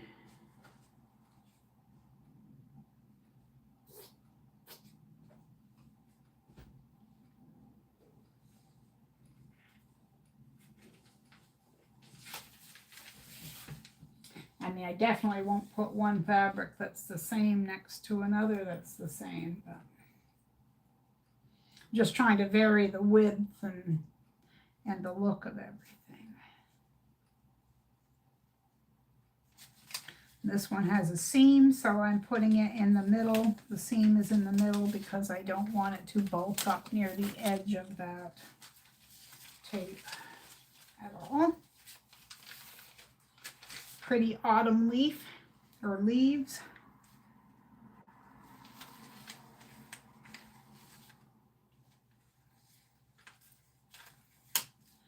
Hello, hello, Lori, right? Butterfly Queen, hello, hello. Georgina says, I do the same, Maria, as I suffer from OCD. Yeah, I do too. Sometimes I think I drive my husband crazy. Because I'll be hurting or whatever, and I'll be tired, and I'll say, I just have to do whatever. And he'll be like, well, why don't you leave that and just do that tomorrow? I can't. I can't leave it till tomorrow, or, Because it's easy to say, oh, I don't have to do the dishes tonight. There's not very many. No, that doesn't happen.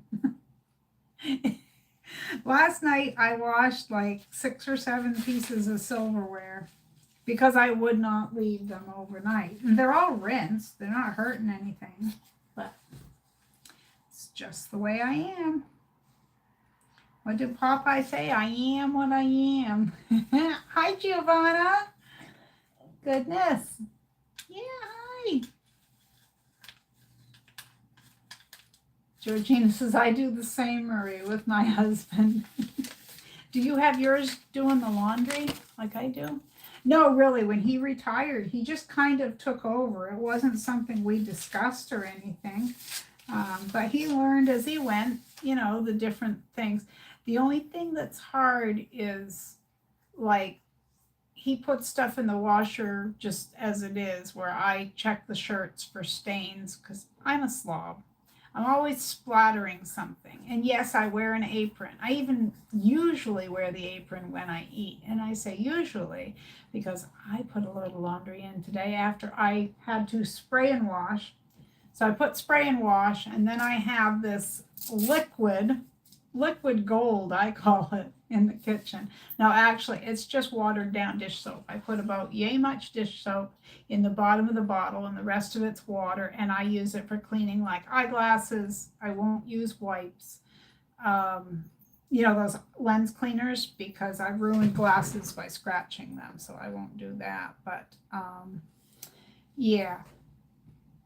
I lost my train of thought.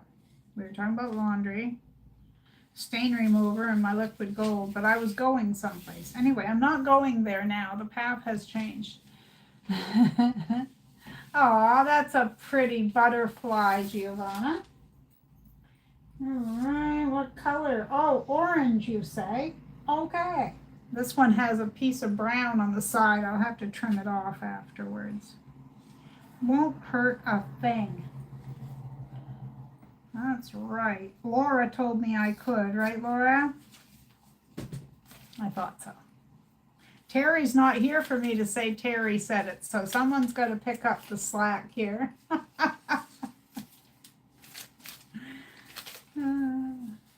Goodness.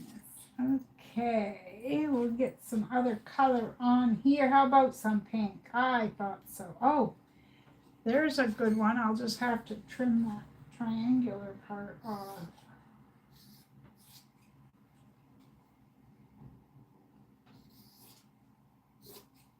Straight enough for me.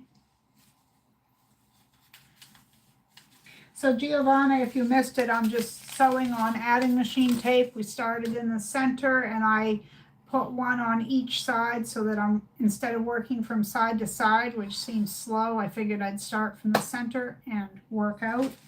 I cut them at 20 inches for anyone who's wondering. I'll try to go over that at the end if I remember, because, you know, this is my brain.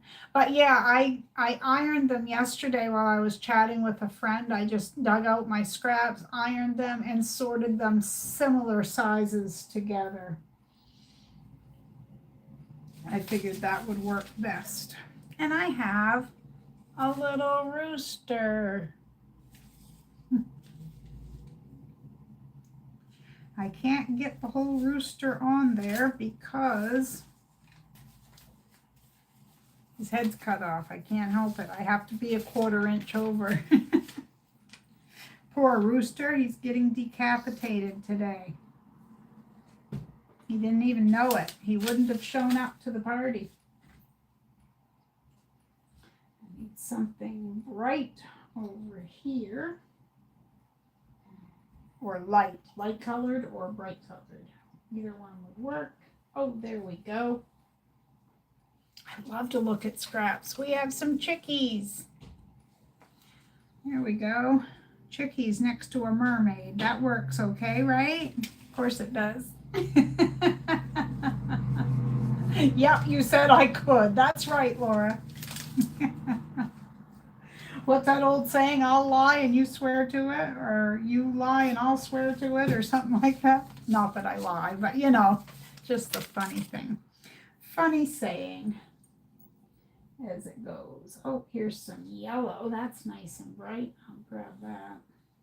I just have to be careful because it's not all the same width, which really doesn't matter on this project, but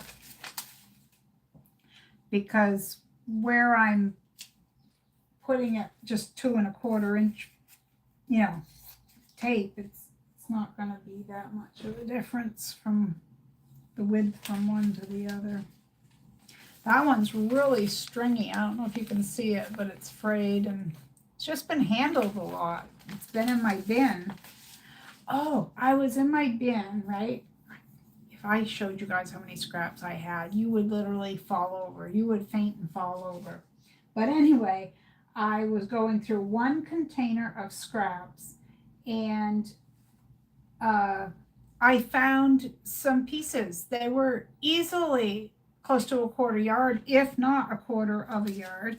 And oh goodness, this is a beautiful scrap. I know where I got this. My friend in Australia sent me this. I forget the name of the flower, but it's either a flower from New Zealand or from Australia, because she's from New Zealand, but she lives in Australia. But anyway, around it, I love this fabric. It's gotten down to be a scrap. So I'm not going to use the whole width that I have on there, but I'm going to sew it, and then after I flip it, I'll trim it. Here, all 6 are done. I've chatted my way through that. I'm not sure why it says, it just popped up on me and it says, you're now live. So I don't know whether it cut us off or it's telling me to shut up. I don't know. We've been live for almost 2 hours. All right. Let's see. Giovanna says, I use my shopping receipts to do that. That way I recycle. Well, that's awesome. Yeah, we were talking earlier about the different things that we could use, but I did not think about that. Do you get those heat receipts over there in Italy? I don't really know what they're called, but I learned they were heat receipts one day when I got home from the store. It was a really wrinkled receipt, and I needed to keep it because a lot of what I buy for fabric or supplies is a tax write-off because of my channel. So I like to keep the majority of my receipts.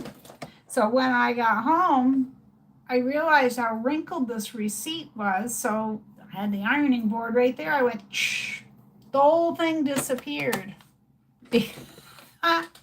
That's the day. See, I told you, I'm not always the brightest person, but that's the day that I learned about a heat receipt, or whatever they're called.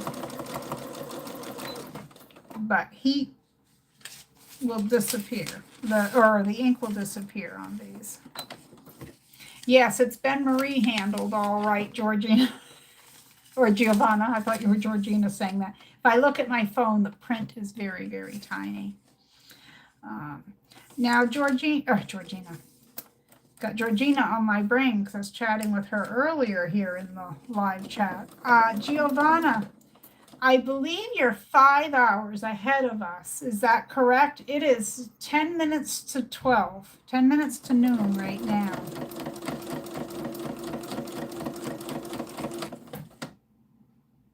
The heat activated receipts. Yeah.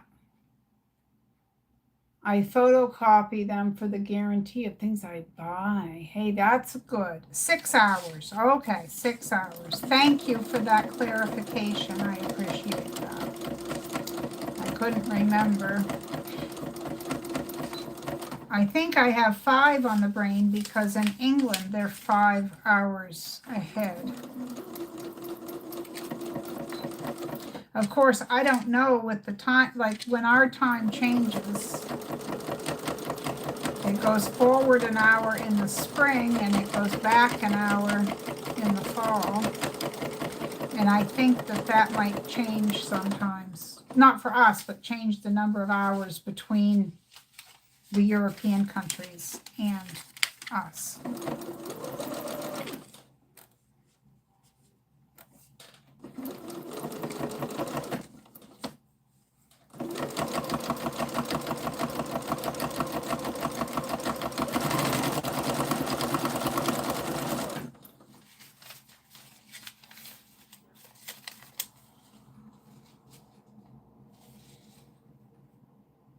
Okay, yeah, 6 hours. Song, Georgia on My Mind. There you go. I remember that song. I remember. I got on the bus the other day, and you can either pay the $3 to get on the bus, They don't take anything over a $5 bill. Or you have a ticket, which you can buy from the driver, right? You buy a book of tickets for $30, you get the 10 tickets. You'd think they'd give you a deal where you're buying them like that. But really, $3 for 2 stops and home is an incredible deal, so I should not complain. But I'm just saying, if you buy a book of something, you generally get it cheaper, but not that way. Anyway, so I got on the bus on Thursday and handed the ticket to the driver. I said, I've got a ticket to ride. And he looked at me. I said, oh, you're probably too young to remember that song. And he goes, too young? He says, I bet I'm older than you are. I said, well, I bet you're not. And he said, well, I'm 64. I said, well, you're a little bit older than me. He goes, yeah, I remember the song. But I couldn't remember at the time who sang it. Well, I don't remember now. She's gone. Who is it? I know the band. All right, someone in the trivia section. She's got a ticket to ride. Is it the month? It's not the Monkees, is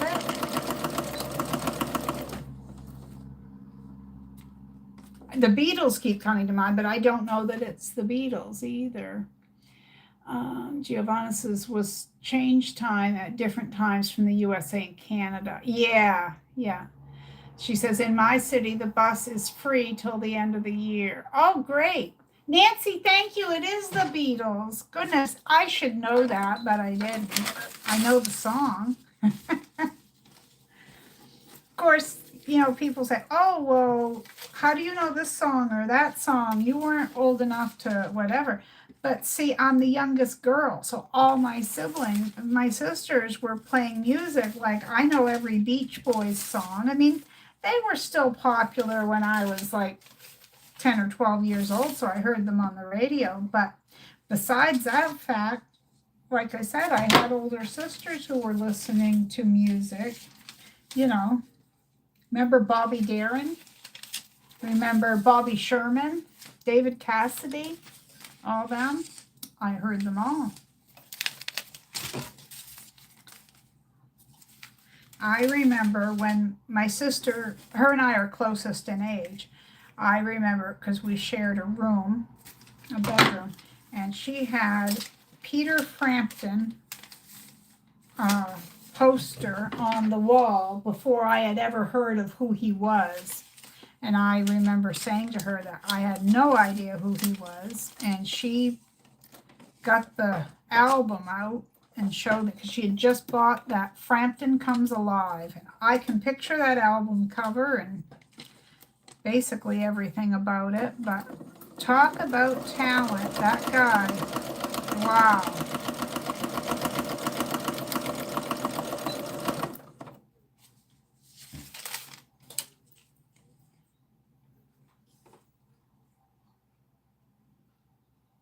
Let me get back in here. David Cassidy, I remember, says Giovanna. Yep. But I've also listened to a lot of music. Like, people see me with my Aerosmith t-shirts and they think I just like rock. No, I like country too. I like classical. I think I know the word to every country song from 1986 to probably 2005. I was in a country music, like I still listen to the other one, but it was real, like Randy Travis, George Strait, all of them, Garth Brooks. I was listening to them all at the time. So I go through phases where I have a certain type or style of music I listen to more than the other, but I'm still listening to all types of music. I was raised listening to, Dean Martin, Frank Sinatra, all them. Trying to think of his name. Sammy Davis Jr. Oh my goodness, there's just so many of them to remember. But my dad loved Patsy Cline. And I can remember when he had an 8-track tape deck in the car. I mean, that was new technology, right?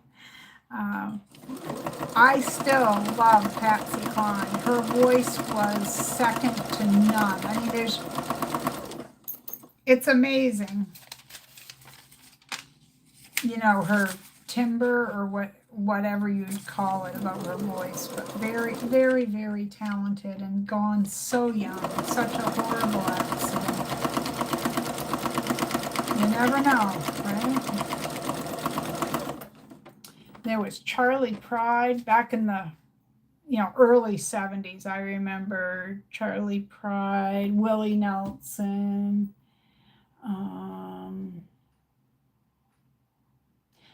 Oh, goodness, I gotta scroll back up. Hey, Loretta, good to see you. Hi. She says, hi, Marie and chatters. Well, we're glad you're here. Barb says, gotta go help Mo. Love to all. Well, we're glad you were here. You're probably gone because I wasn't keeping up with the chat, but I appreciate you being here and hanging out. Let's see. People saying hi. Giovanna, that's like me. She says, I don't like heavy metal, but I will listen to most music. Yeah, I'm not into I like a lot of rock bands, but I won't listen to things like, I don't even know. I don't know their name. And I don't like rap. I think the biggest thing with me with rap is it's a lot of boom, boom, boom. Now, you can say that about a lot of music, but when there's a lot of percussion or banging, I can't listen to it at all because of my pain. I have problems with sounds and vibrations. So even on a good day, I can't listen to a lot of music. But there's some I just don't care for. It's like my favorite band is Aerosmith. There's still some songs of theirs I don't care for. Not very many, mind you, but I like their earlier stuff best. Of course, that's what I started listening to begin with,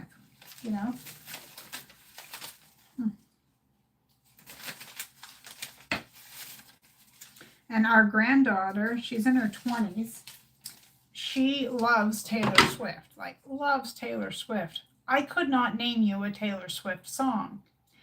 I do know that Taylor Swift sang on stage because, I was on YouTube one time and saw it with Steven Tyler from Aerosmith. She was out on the stage and she introduced him, but her mic was turned down low or something because I couldn't tell what she was saying. And then he comes onto the stage because, he's got that presence about him, That's all I'm saying. No, but, and they sang together and they sounded great together. They really did. And there's some people whose voices go together. Look at Fleetwood Mac, that band. Oh my goodness, their voices. And they had that album, I believe it was 1975 or 76 when Rumors by Fleetwood Mac came out, that album. And by then, that song, You Can Go Your Own Way, that was written about between two of the band members, Stevie Nicks and go to say his name, Lindsey Buckingham, I think is his name. Anyway, they were breaking up. They were not really enemy, but not on great terms, and they're having to get on stage with each other and all that at the time.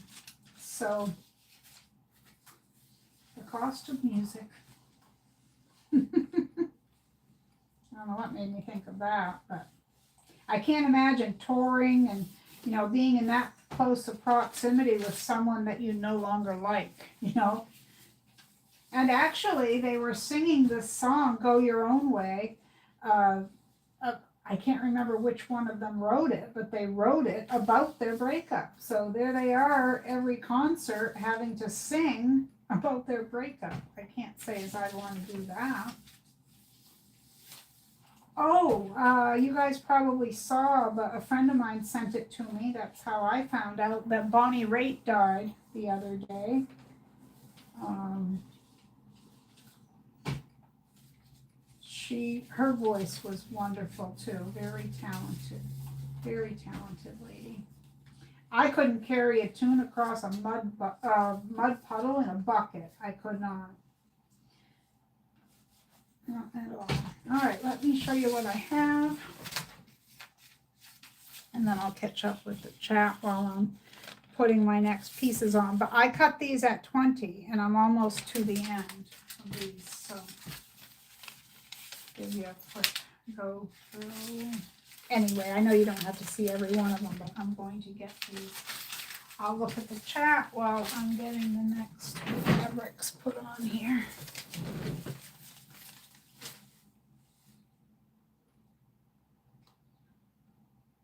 Oh goodness, there's lots here.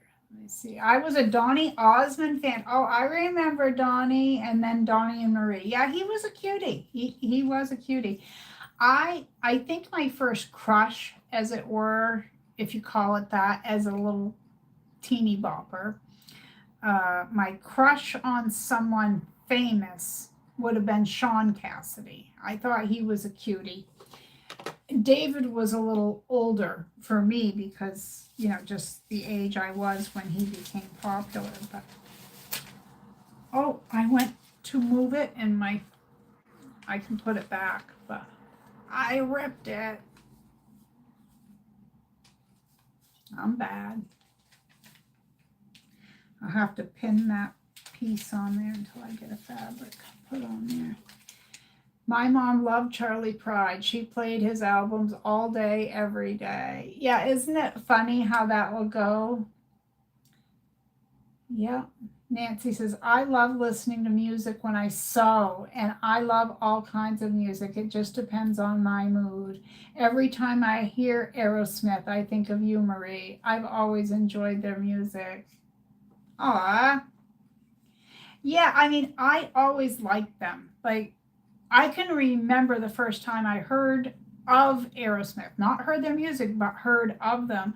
I was with a friend of mine, and we were looking for something. I don't remember if it was a pen or scissors. We were doing something with paper at the table, and we needed something. And like I say, whether it was Scotch tape or whatever, two of her brothers were at work. They were like 18 and 20 or something, and we're hanging out on like a Saturday. Well, we went into their room to go through the desk that was in their room to look for this stuff. And I can remember, just like it was yesterday, I can remember looking up, and I looked and I said, who in the world is Aerosmith? Didn't take me long to find out. From that point on, you know.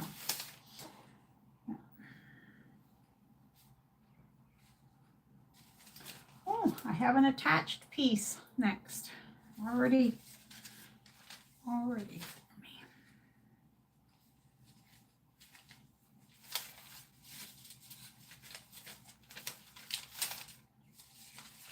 Go for next to the yellow. That's what I think. I tried to open the seams up on all the pieced ones, but I didn't get it. Didn't get all of them. Giovanna says, I have tinnitus, or tinnitus, depending on the pronunciation. So I always have the radio on to distract me from the hissing. Yeah, I tried that with my husband, Giovanna, because he has it. It's constant all day, every day. I don't know how you guys do it, because I have it, but it's only random. It will bother me for a matter of weeks, and then it goes away for a while. I'm sorry you have to deal with that, but yeah, we tried that, and he can't. It doesn't help him out, unfortunately. So,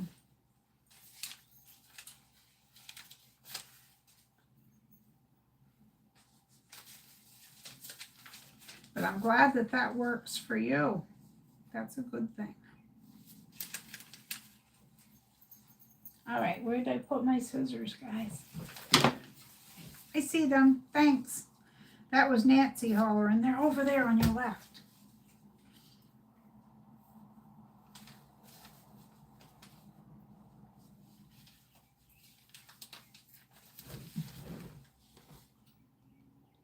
Giovanna, let me see. Oops, I skipped.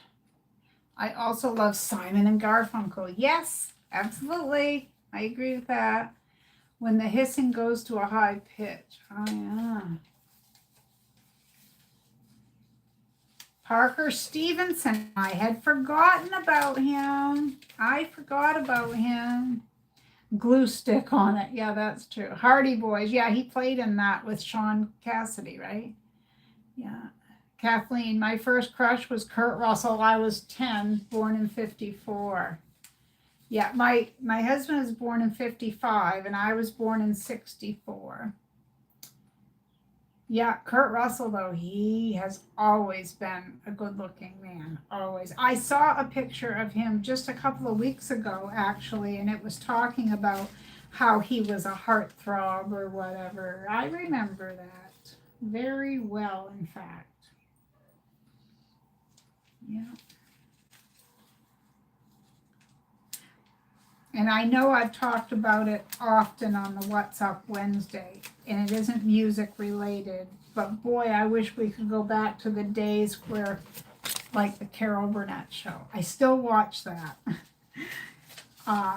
Tim Conway, Harvey Korman, all of them were funny. Every single person on that show was funny. You know, Carol Burnett was just a classic, but those two, I guess probably for me, it's because my dad just loved it so much and I watched him get a lot of enjoyment out of it. And maybe that's why I appreciate their humor more. But, you know, they would be trying to hold themselves together not to laugh.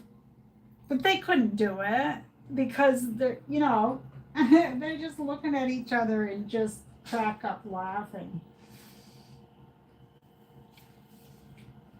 But there's so many good skits that they did together.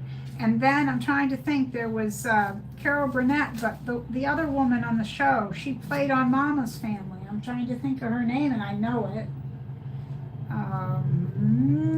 Someone help me. What was her name? I wasn't a huge Mama's Family fan, as much as I like the Carol Burnett show, and I like that woman. It was too stereotypical for me. I could watch it. I just couldn't take a lot of it, you know, because it just seemed like they were stereotyping a certain, you know, like the way they talked and stuff. I can't think of her name. Giovanna says, I need yellow fabric, but then I have too much fabric. Yeah, but you never have the color that you need at the time, right? Or you don't have the print that you need at the time. Vicki Lawrence. Oh my goodness. Thank you. That was bugging me. Thank you, Deb. Thank you. Yeah. Giovanna says, never seen the show. Yeah, it was called Mama's Family. And they took the characters from the Carol Burnett show that they played, and then they added to it, made a whole family, lived in the house and everything. It was a whole thing. A whole thing, I tell ya. Let's get some more yellow chickies in here. They're pretty, and they're bright. Getting a little overcast out there. I'm not sure what I'm making later to eat. Normally I pretty much plan, but I didn't. Probably be pasta something or other. Probably.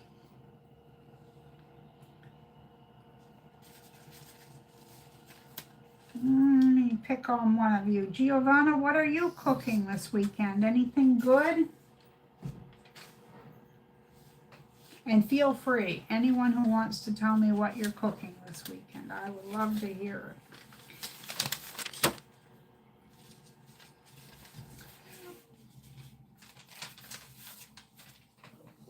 Love that show. Oh, whoops, I can scroll back up. Oh, it scrolled on me. Yeah, Vicki Lawrence. Kathleen came right behind it. Rowan and Martin's Comedy Hour. Oh my goodness, yes. Yeah. Yeah, that was a good one too. I don't look at prints as long as it's the colors I need. Yeah. I don't cook pasta with this heat. Oh, I was going to try to get an idea for supper from you. Being as we're Italian in nature, you know, or in, you know. Well, I guess no good idea tonight is coming from Giovanna for supper. They had, at the grocery store the other day, we went because they had chicken for 99 cents a pound. You could get thighs or drumstick or the chicken leg quarters with them attached. All three options were 99 cents. But we got that. They had a limit of 2, and each package had 6 thighs, because I got the thighs this time. We grabbed the ground beef at $2.99 a pound. But while I was there, they had these great big sections of pork that were uncut. And this huge thing, it must have been this thick and about yay big, and it was $28. Like they're almost handing it to you saying, here, you know. But my husband can't eat much pork because of his gout. It really bothers him. Like, if I make pork chops, we share a pork chop. I'm not a big meat eater. So, yeah, that's what we generally do. But I don't know what I'm making tonight. We had chicken. We had spaghetti. We just finished off the leftovers the day before yesterday. So, I mean, we would eat pasta any day of the week. Don't get me wrong, but maybe I should try to come up with something different. But I want it to be something easy because I want to sew today, not do a lot of cooking. Although I do like to cook. I'd like to make some brownies today because it's not hot. It's not that oppressive heat, and could probably get away with it. I only usually make an 8-inch pan because where it's just him and I. Well, our granddaughter will be coming tomorrow. Maybe I'll make a bigger pan. All right, let's see. Giovanna, you can cook it in the microwave. Oh, yeah. I made a macaroni salad the other day. Actually, I made 2.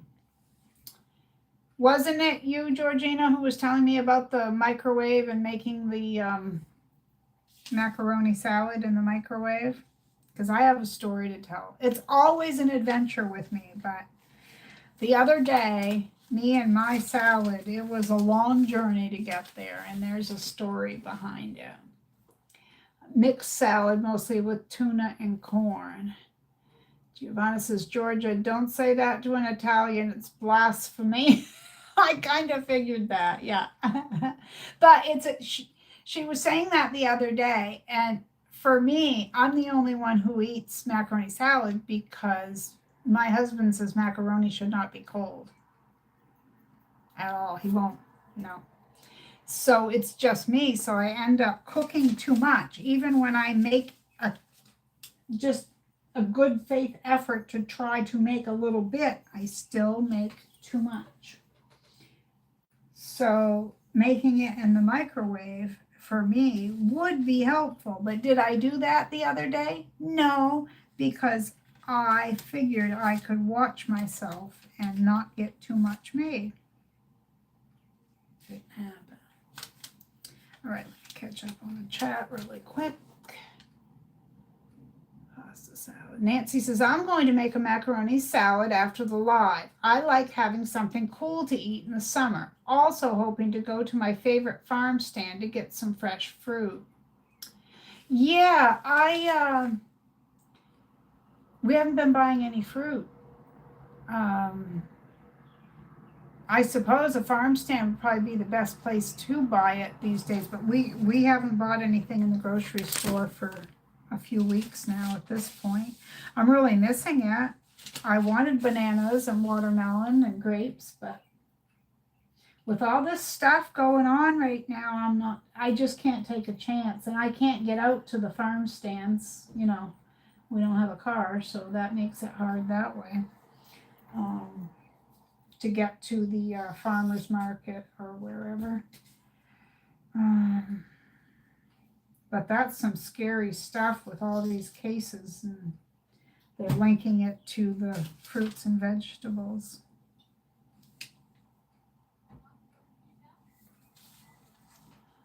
Let's see.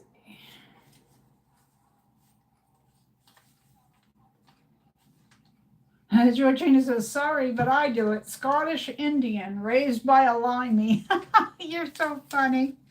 Yeah, well, that's the thing, you know, and we all get into our habits and stuff, but yeah, I've got to look up how long to cook it in the microwave, because there are times where I just want a little bit, like I just might want macaroni and butter or macaroni and cheese enough for me. So to make it in the microwave and save, you know, from being hot, I'd do it. Absolutely, in a heartbeat. I would. Making egg salad, something cool. Yeah, I actually, the other day I was cooking and I made up egg salad. Well, I was cooking the boiled eggs for my macaroni salad, which, yes, I told you guys I'd tell you the story. But, all right, so I'm ready to sew. I'll tell you the story while I sew it. When I make macaroni salad for myself, I use, of course, macaroni. I use tuna, onions, a few peas for color and, you know, flavor. I can't remember if I said hard-boiled eggs yet, but hard-boiled eggs, salt, pepper, mayonnaise. That's what I put in mine. You know, and it can vary a little bit depending on what I have on hand.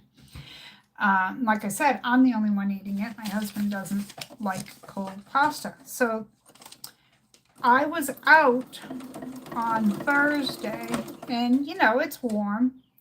Went into the grocery store to get, well, I went out twice. I went out with my husband, and then my sisters and my mom picked me up. My mother needed to shop, so I went into the grocery store again with her, where I had been earlier in the day. And I got thinking, because we'd been chatting on Wednesday about macaroni salad and how it was easy to make macaroni in the microwave, enough for one person. With that on my brain, all I could think of was macaroni salad. Now, years ago, about 2017, 2018, one of our granddaughters lived with us. And one time while she was out, she bought a box of that Suddenly salad. For anyone who doesn't know or doesn't live in the US, it's just a little box about yay big, and it says Suddenly salad. Now, years ago, they only had one flavor. It was the original flavor, and it was just rotini with, you got a little flavor packet, and you would mix it with whatever it was, oil or mayonnaise, I forget now what it was mixed with. But I had it years ago, but when my granddaughter lived with us, she made it, and she added onions and chopped chicken or chopped ham. Anyway, she added a bunch of stuff to it, and, you know, it was pretty good. I liked it done the way she did it. You know, for starting with a box mix, I thought it was pretty good. I was impressed. So when I was in the store, all I could think of was from the Wednesday live stream, I was thinking macaroni salad. And even though I really wanted it the way I would make it, I was into the idea of just having macaroni salad. So my mother was in one aisle, I went down the other, and I found the macaroni salad, you know, the Suddenly salad stuff. Well, there's like 5 or more, I don't know how many flavors. So I'm looking at them, and one of them says original, which I should have known to get that if I was going to buy any of it at all, which shouldn't have. Then I saw one that said creamy Italian. So I'm like, well, I like Italian dressing and stuff, and my sister makes her macaroni salad with Italian dressing, and I like hers kind of, but yeah, I'll just make that. That way it's easy. It makes an amount that I can eat. took it home. I was cooking corn on the cob and burgers, and I was hard-boiling eggs for egg salad sandwiches and the whole thing. So I made that. You have a little flavor packet. You mix it with a half a cup of mayonnaise. So I did. Mix the seasoning with the mayonnaise, and it looked so good. I took a great big old bite. I had to spit it in the trash. That was the nastiest salad I've ever tasted in my life. It was horrible. It was beyond horrible. So lesson learned there. So then I was mad. I was downright angry with myself for having wasted the money because, number one, I don't buy a lot of what I call prefab food, which would be very highly processed foods. I just don't. But I had done it, and so I started cooking. I had the stove going anyway. I thought I'll try macaroni in the microwave another day, but today I'm making myself some macaroni salad because after that I deserve it, right? So I had the hard-boiled eggs going. I opened the can of tuna, which was a large can, so some went in the salad, some got mixed up to make sandwiches with. So we had egg salad and tuna fish salad for sandwiches put in the fridge. But I made the macaroni salad the way I like it, and it did make a bit more than what I had planned, but there again, I'm still good with it. But I cannot believe that I spent almost $2 on that stuff, and it was just, I just don't know. Something about it I didn't like at all. Because like I said, I've had it before. Not that flavor before, but the suddenly salad stuff. But it's like if I go into the grocery store, you know how at the deli they'll have potato salad or Greek salad or something like that. I've never bought any of those that I cared for either. Not too long ago, I was into IGA, which for anyone who doesn't know, it's a grocery store. And they had potato salad. It said potato and egg salad. So I thought, I might eat that one. I might. So the woman that was working, I asked her if it was made with mayonnaise or salad dressing. And I should have walked away when I got her answer, which was, what's the difference? I should have known. But she said, oh, we make that here. It's made with mayonnaise. So I bought some, and I can't remember the price per pound, but it wasn't cheap. I think I spent $5 on this little container of potato and egg salad. But it was either made with salad dressing or it had some kind of tang in there that I don't like, because that's why I don't like salad dressing. It's just not what I'm used to. I like the taste of mayonnaise. But either way, so that was money down the drain. And every time I buy from a deli, I don't like it for one reason or another, no matter what it is for salad. And I don't know why I continue to do it. But every few years I'll say, oh, well, maybe it wasn't that bad, and I'll give it a try. I need to learn my lesson and just stay away from it. I don't care for it. So I need to stop. The other thing I wanted to say is, I don't know, a month or so ago on a live stream, I was telling you guys that I saw this trick. It was on a YouTube short or something. And I actually got to use it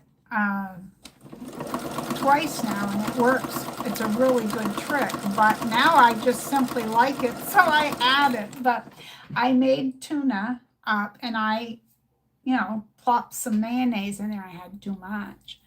Well, the trick is you just crush up a couple of crackers. They say you can use saltines or Ritz or whatever you have. So I like Ritz crackers. That's what I have on hand. So I crushed them up and put them in the tuna. Well, I like it. Now, normally, once I fix my sandwich, I put a little sprinkle of salt, but a lot of pepper.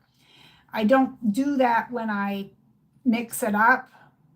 just for years of habit, because some of the kids didn't like salt, some did, so I would just leave it out on things like that.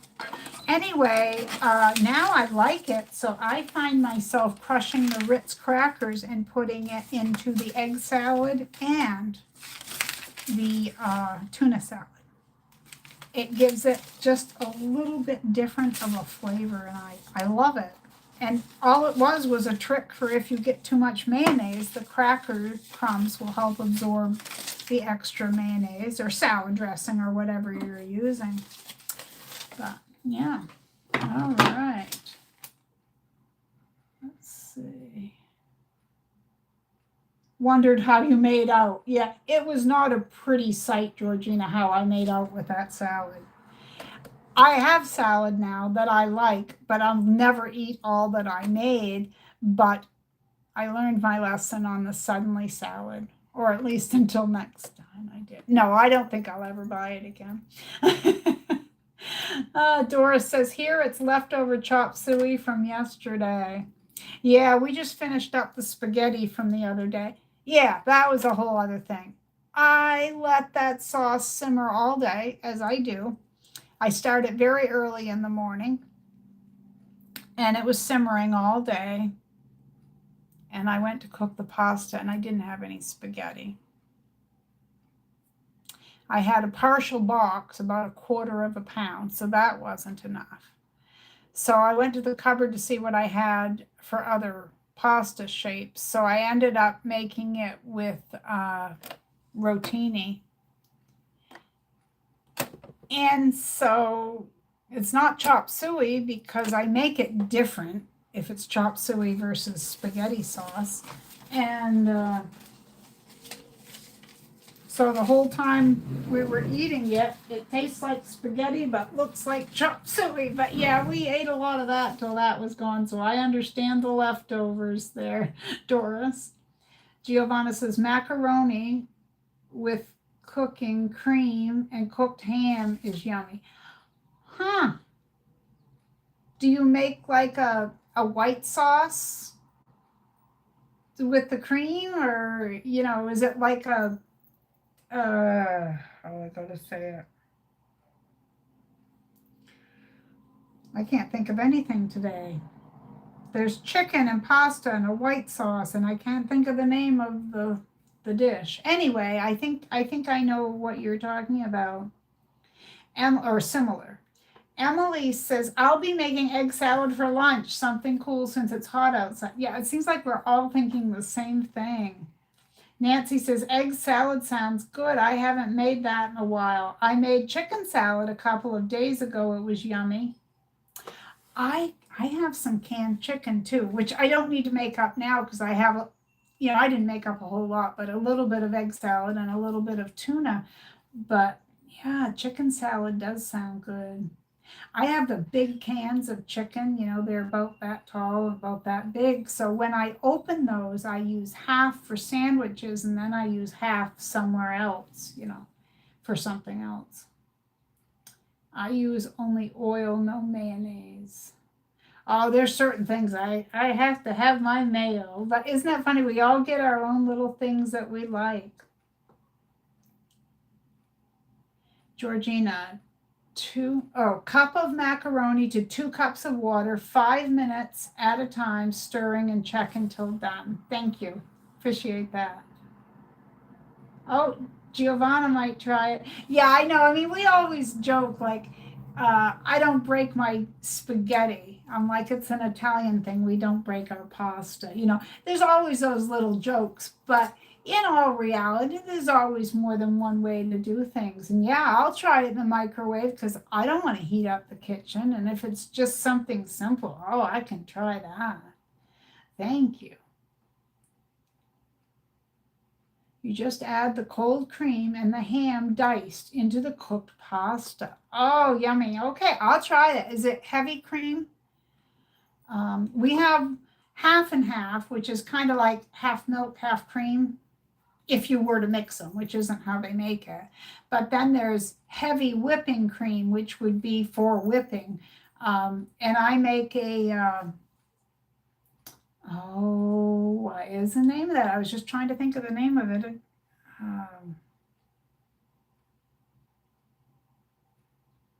Goodness.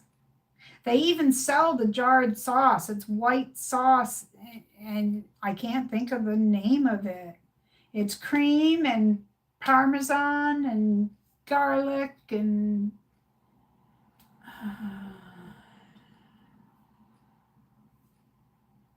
anyway, I can't think of the word. It's beyond me. I can't think of it. Today is not a good vocabulary day for me. There seems to be so many words I'm called on here. All right. And I had said I was going to stop talking so much and get this thing done. I'm almost to the end here.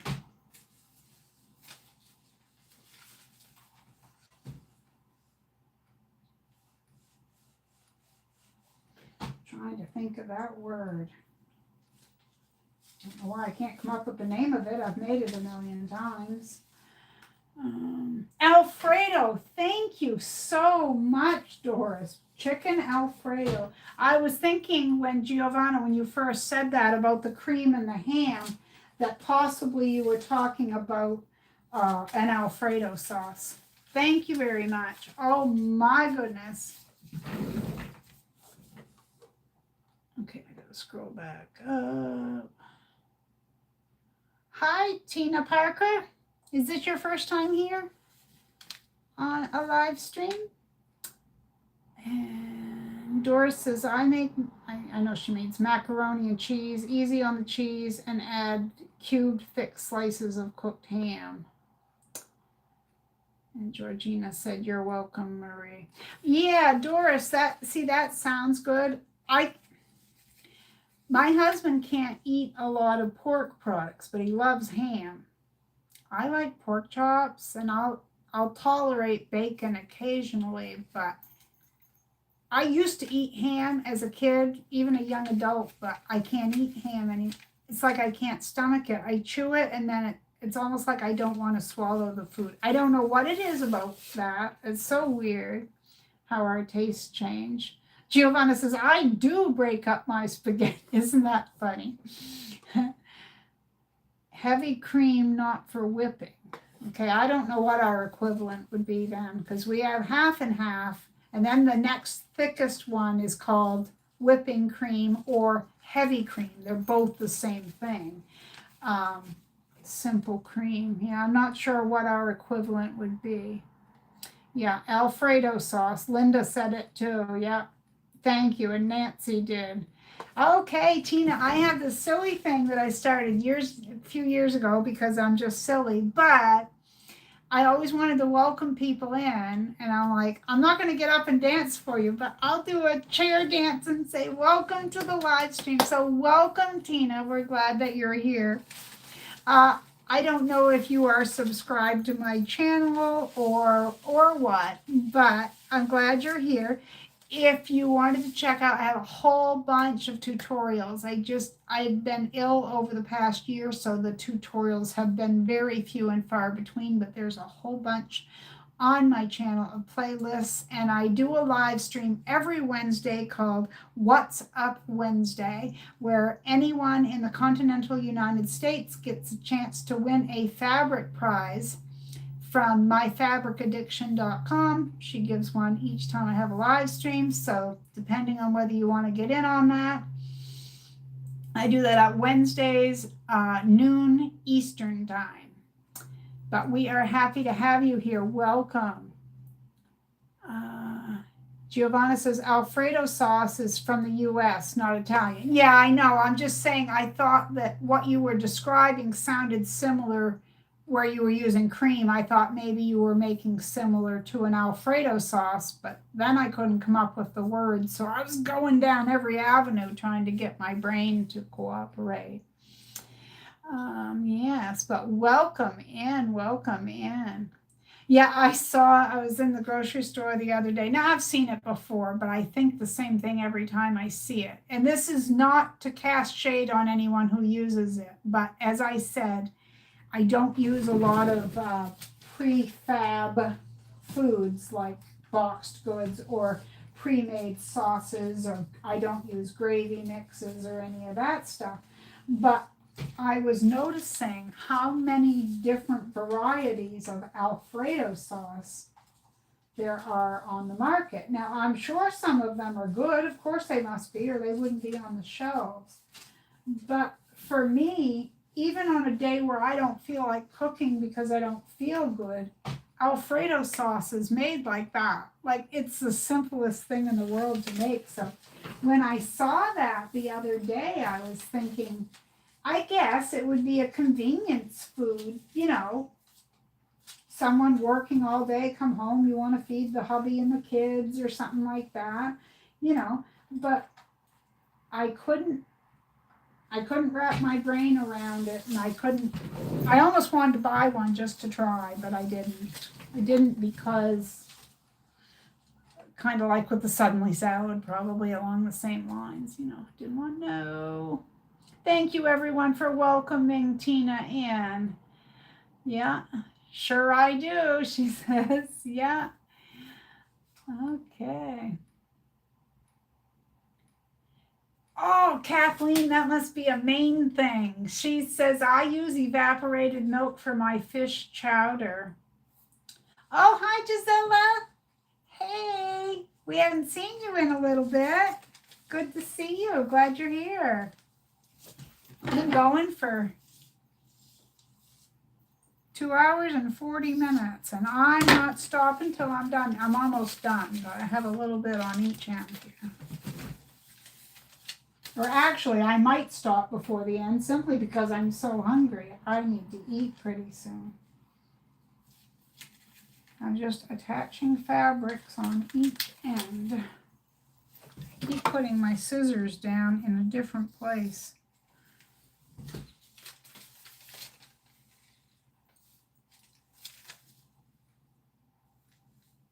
I left the selvage in, you know, because I had writing on it. So I left that in. That won't hurt a thing.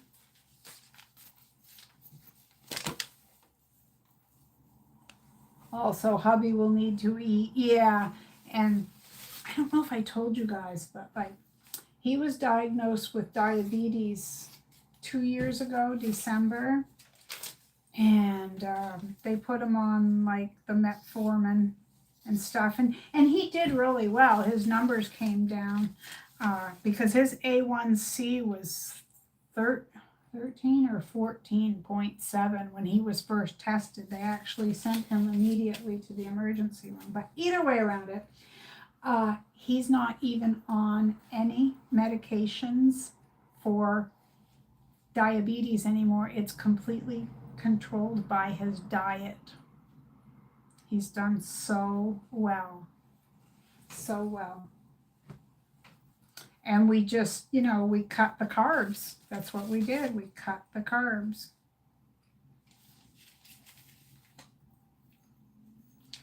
But I think this is, because he gets tested, you know, his A1C gets tested every 3 months.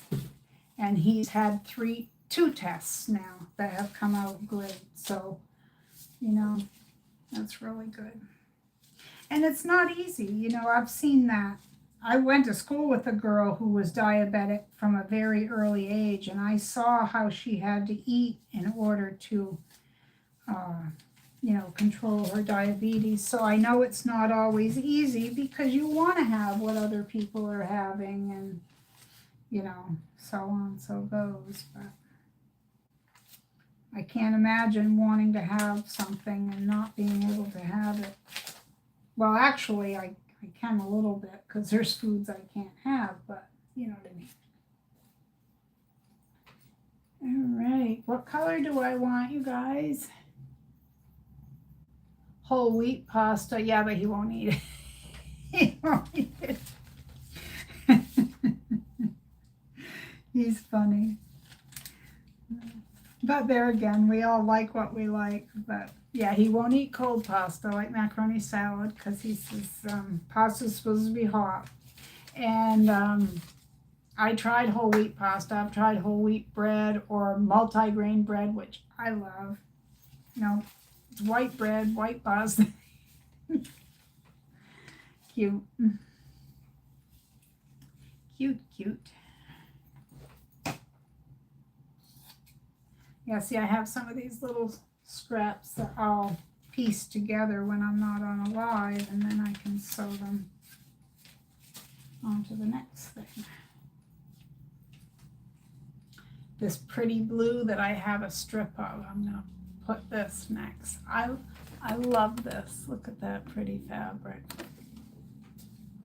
Gorgeous.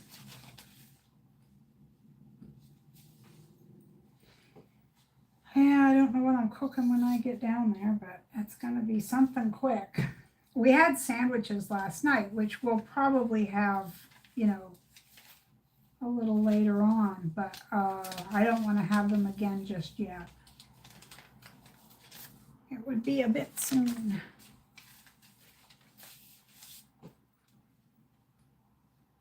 That's part of sewing fabric. It has the pins up here at the top.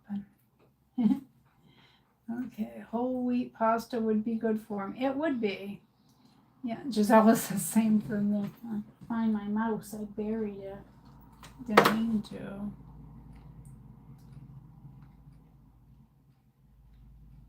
Let's see what I missed here. Maria, I don't like whole wheat pasta either, says Giselle. See, I'll eat it. I think it would be very easy for me to start to like it. I just have to have it a few more times, but I really didn't mind it when I had it, when I tried it. You know, but he was not about it. He wouldn't even finish what was on his plate, which is really saying something, because generally he will. In fact, I got a funny story about that. We were each married before we met each other. And when he and I first met, I've been forgetting this one. This one's been set off to the side or something. I'll have to work on it. Anyway, he used to tell me that he lived for 20 years off eggs or macaroni, and I thought that was a stretch. I just thought he was being funny. But then, you know, I'd talk to his kids, because of course I became instant stepmom to 5, and it was true. She could cook eggs of any variety or macaroni. Now spaghetti, if they had spaghetti, it was scrambled ground beef with a jar of spaghetti sauce on it, and she'd dump it all into the same pan. And yeah, there's nothing wrong with that, but not what I'm used to. And then chop suey, which is a whole different thing in my book, was the same thing, only made with elbow macaroni. So when I started cooking for him, he was just amazed all the time about things. So now there's different things that he likes, and he likes what he likes, and that's it. You know, I got him spoiled now, I guess. But yeah, that was funny, because here I thought he was just saying that, like, oh yeah, that's all I lived on for 20 years, eggs or macaroni. Well, that was not far from the truth, I guess.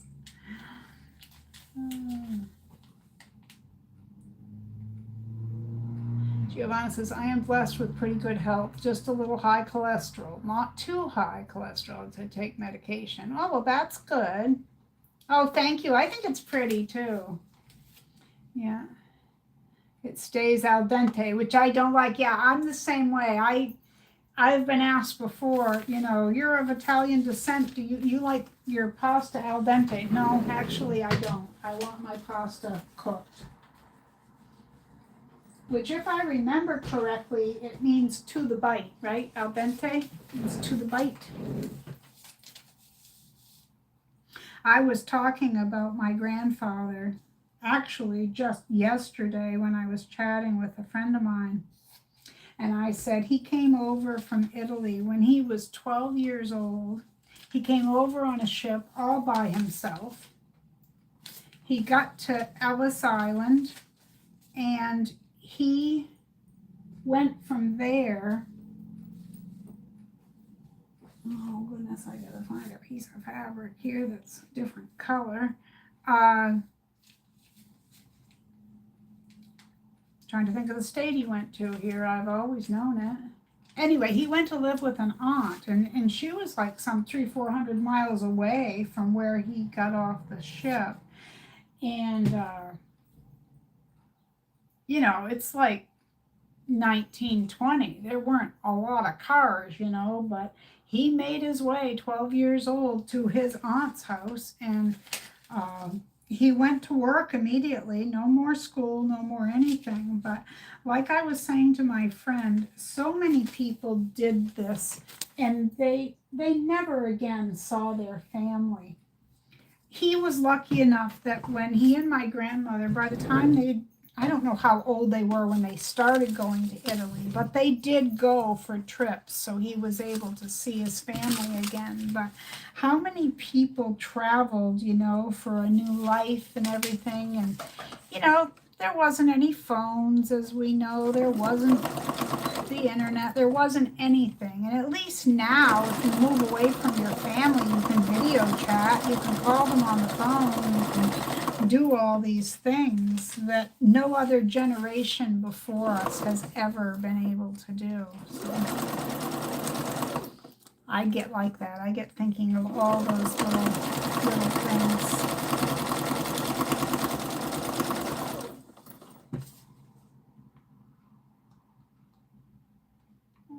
Okay, You're still here, says Terry. Yeah, I'm almost there, Terry, but see, I do a lot of talking while I'm... It's sew and chat. It should be called chat and sew. And people had to fill in for you, you know. Instead of like, you know how I'll pick on you and go ask you a question or something. Well, I've been very forgetful, but they've been helping me fill in the pieces. I got stuck on, I couldn't remember the name of Alfredo sauce. I was like, it's a white sauce, and you can put chicken and pasta with it. And I was struggling and struggling. So a bunch of them, Alfredo, that's it. You're back so soon? I figured you were gone for the rest of the day. Yeah, I got to feed my honey, and I have to... Giovanna, as they say, you cannot teach an old dog new tricks, right? Oh, Terry's here and she can't type. But we're glad you're back. Oh, my no-no, too, came by himself at 16. Yeah, and isn't that, you know, it's funny. I can remember in the early 80s, because he died in 85, so it was probably 82 or 83. He and my grandmother had divorced later in their marriage, and so he lived by himself, and, you know, I'd check on him or whatever time to time, but he watched TV by laying on his belly, propped on his elbow. It's how he always watched TV. It wasn't in a chair, you know. But either way, I went there one time to the apartment, and I'm like, hey, Grampy, what are you doing? He's watching TV. I can hear him. I can't imitate him, but he never lost that half Italian sounding accent. Every word came through loud and clear that English was not his first language. But either way around it,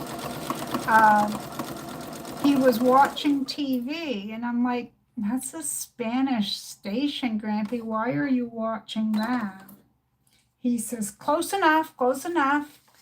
So basically what he said was the languages are not the same. There's a lot of words that are different, but they were similar enough that he could follow these Spanish soap operas, which is what they were. So he was watching soap operas. And but that's another thing I thought of. Not just Italians, but any person coming from another country and not speaking the language, but learning it. Hey, props to them. But number two, it must be very difficult to not hear your language as well. I would think you would get homesick isn't the word, but I'm going to use it as such. Homesick for the sound of people speaking your language. I would think that, for me, I would find it difficult, I would imagine.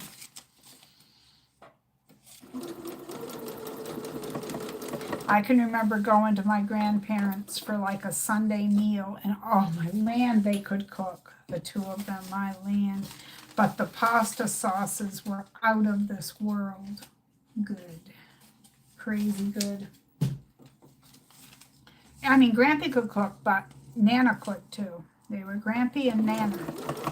Both of my grandmothers, my maternal and my paternal grandmothers, were both Nana. I'm not sure why, but like for me, I'm a Mimi, spelled M-E-M-E, because that's how the first grandkids said it and spelled it. They couldn't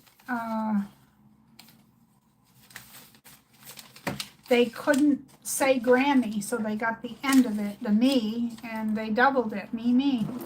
And it just stuck. So all the other grandkids have called me Mimi.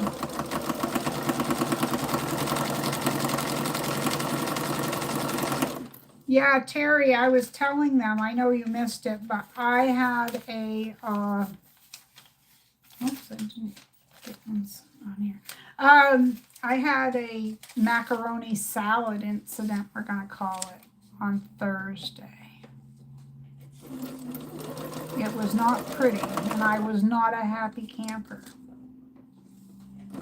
I won't say what I said in the kitchen or how I acted so juvenile, but I got angry. I really was angry. By the time, I didn't even tell you guys this part. When I took that bite and spit it into the trash, I went and grabbed that pan and whoosh, and I slopped that stuff right into the trash. I told my husband, you're going to have to take the trash out. It's going to stink with that rotten mess that I bought and took the time to cook. I was so mad. Yeah, I should have put it in a container because in the heat, I generally won't put food in the trash unless it's like inside an empty jar that's going in the trash or some kind of container. But I was so angry over all the time because I was cooking, it was hot, and I wanted macaroni salad. And I was just, yeah, I was a little bit testy there, guys. We'll call it that. I was testy.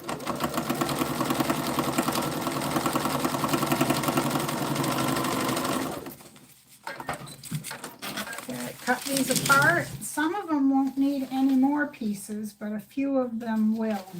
Oh, almost done. I usually don't sew for this long at a time because it will bother me, but I won't do any more sewing today probably. So. I think I shut my iron on. 1, 2, 3, 4, 5, 6. The gang's all here. All right, let me check out the chat while the iron is heating. Yes, whoops. Oh boy. I gotta catch up.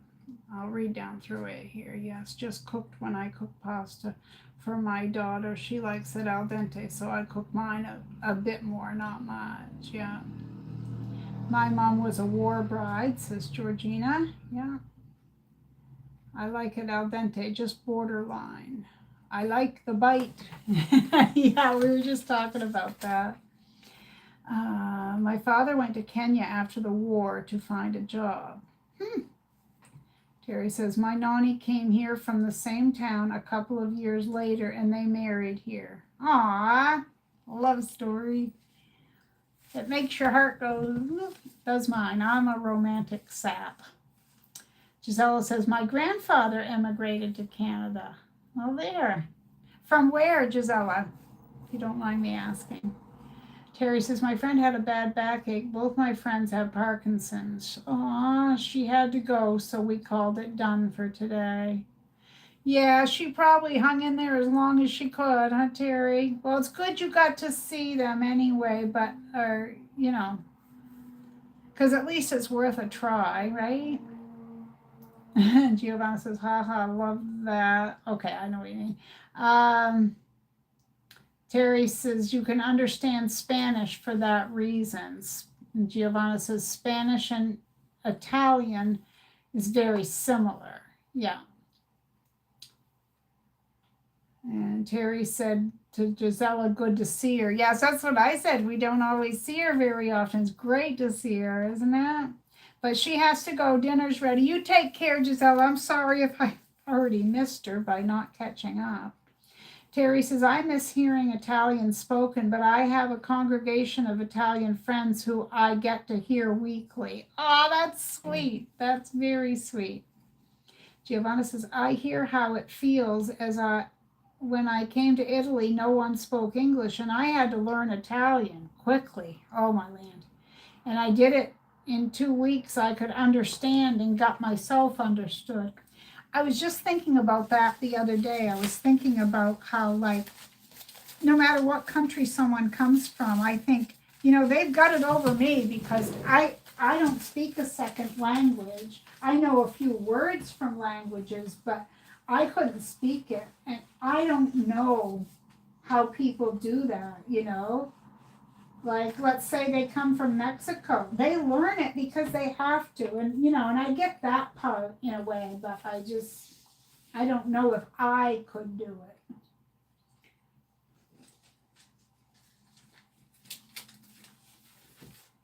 Oh, I don't know. Okay, I need a narrow piece there. Will do. I keep leaving the scissors over there. I don't learn my lesson now, do I?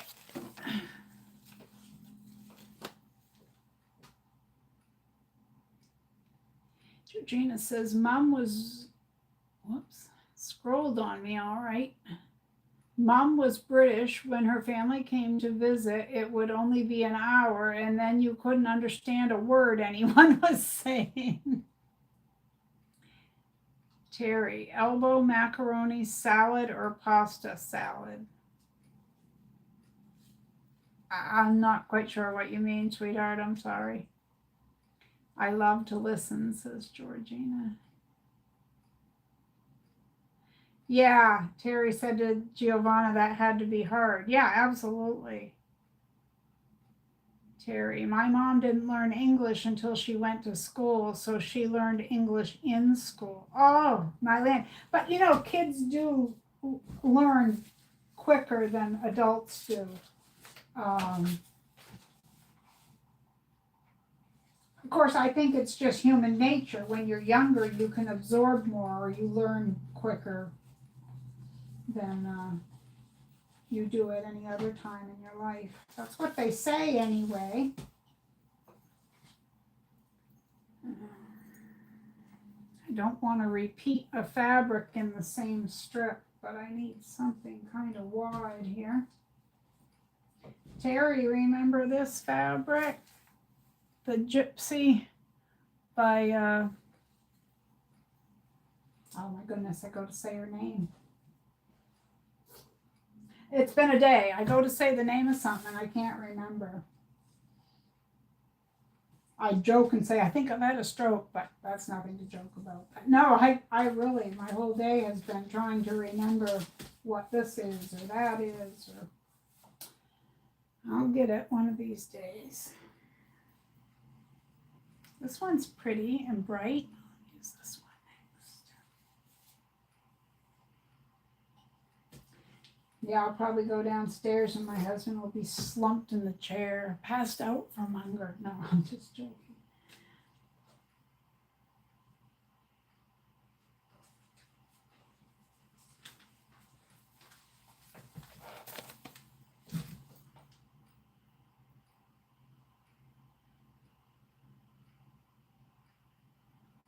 Okay, let me get up. Hi, Kim. Glad you dropped in. Good to see you.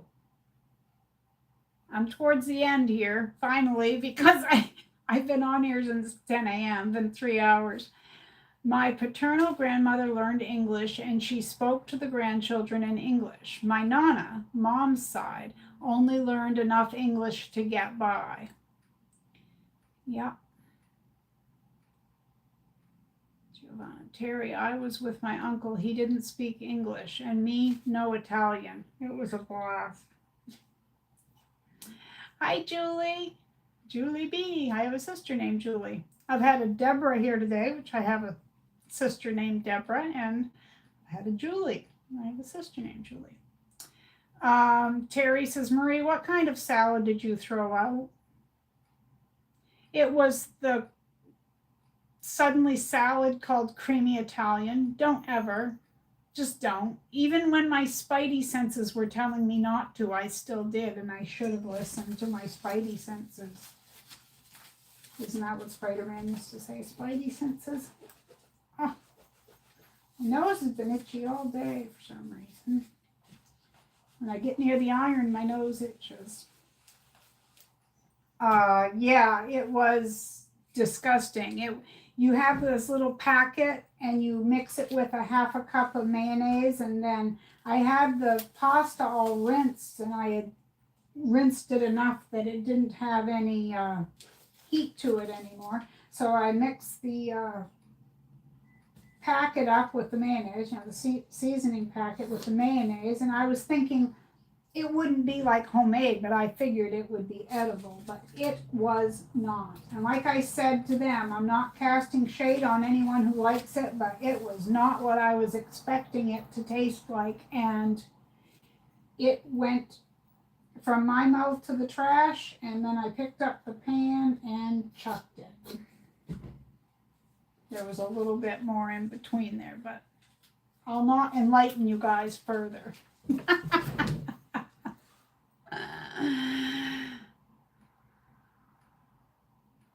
Lorelei Harris, thank you. I couldn't think of her name.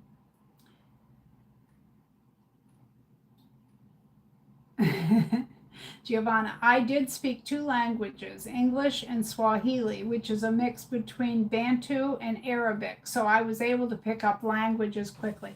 And they do say that once you've done a few, it's easier to pick them up. I don't know why that is, but I believe it. And see, you're telling me. It's true. I know it is. No, I'm teasing, but yeah.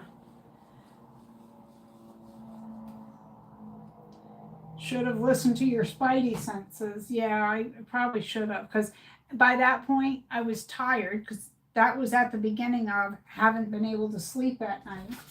I wasn't feeling good. I was kind of emotional. I wanted to eat, but I was trying to cook a bunch of things all at once and get it done so I could get out of the kitchen. And I did not help myself any with that. Besides the fact that I just felt silly because I should have known better. Because like I said, I just don't do prefab food.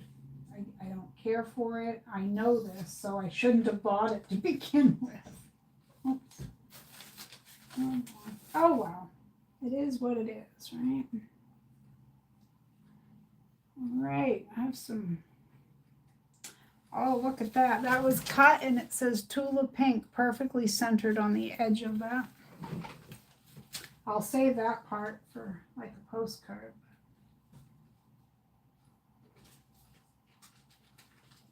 I'm not quite sure how that Tula Pink scrap got in that bucket where I got these though, and I didn't even notice it when I ironed them yesterday. Probably because I was talking to my friend, but my Tula Pink scraps generally do not go there. Well, I shouldn't say generally. They don't. I have a separate container for Tula Pink scraps. Oh, you guys know that Lorelei Harris fabric I made the chicken purse out of. If you don't remember, what it was is the center has that funky chicken. That's what I call it. I don't really know what it is, but it's Lorelei Harris. And I quilted all around it, like with matchstick quilting. with different colors, and it's really cool. And I made myself kind of a purse, a small tote bag out of it. Well, when I was with my sisters and my mom yesterday, my sister that was sitting in the passenger seat, I was in the back left and she was in the front right. She turned around to say something to me. She goes, "Let me see your purse." So she grabs my purse and she's like, "Oh, you made this, didn't you?"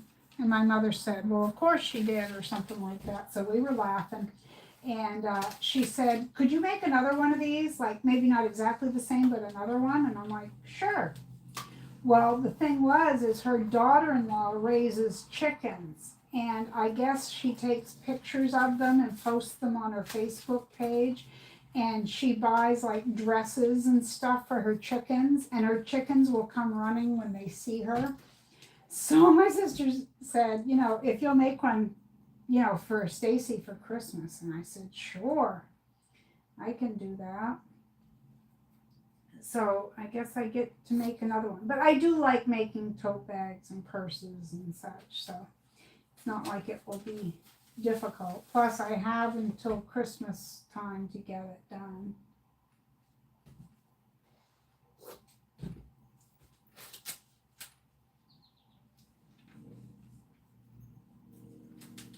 See, the pasta comes with the suddenly salad. Yeah, it comes with a little bit of pasta and then that little packet of seasoning, and it tells you what to mix it with. Because some of them mix with oil, not mayonnaise. But I guess where it said that it was creamy Italian pasta, that's why it was the mayonnaise. I don't know. Because it did kind of have a little bit of the taste of like an Italian dressing, like you'd put on a green salad. But a little bit, mind you, I say. There, I'm sewing my last section, you guys, on each one. So I have to go down this side and then the other, and I'll be done. And we'll eat. We won't pass away from hunger today, or pass out from hunger today. I keep going to grab this, my earbud case, instead of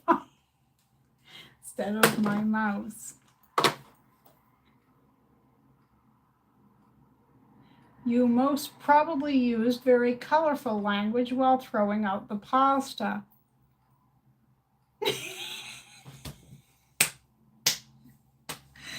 I said something all right. I was very upset. My husband says, "If you don't feel like cooking, come out of the kitchen, we'll order something." I'm like, it's not the point. Because I was washing dishes as I went, but I was cleaning and cooking and cleaning and cooking. And I wanted that macaroni salad so bad. It's all I had thought of since Wednesday, when the discussion was macaroni salad. So I was over that. Yeah, it was a different kind of day, I'll say that. A different kind of day, but I got through it. I'm here to tell the story even.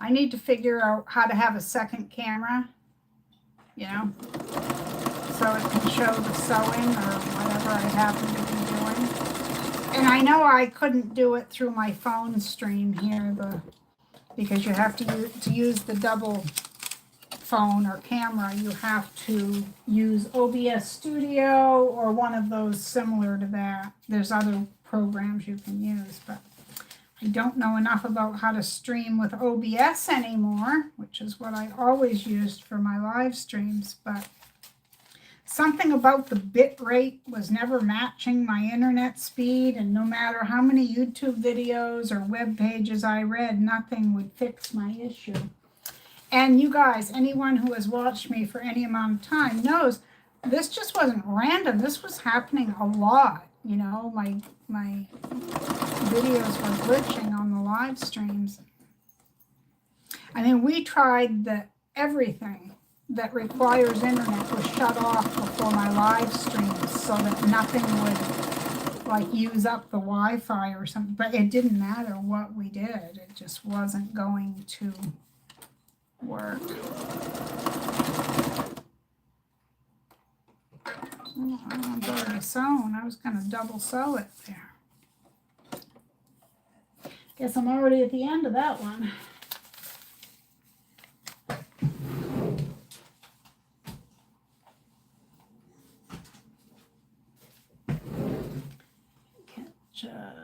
Hi, Debbie from Delaware. Let me see. Totes are fun. Oh. Terry says totes are fun to make and very useful as well. Absolutely. Oh, I know what I said while you were gone too, Terry. You might know as well.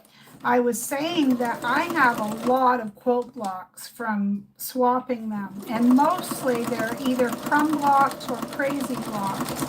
And I know I could make tote bags from them. I've got to use them for something, and I know I could make tote bags, but I was trying to think of other things. Now, I know there's table runners that I could make, but the problem is a lot of them don't match.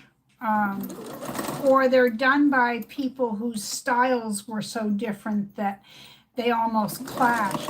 So I've had them for like 5 years now, and I really want to use them. So I'm looking for ideas, input for ideas on what to do with some of these quilt blocks. In fact, maybe I should make a short video showing them and just asking for ideas, and that way people could see some of these beautiful blocks that people make.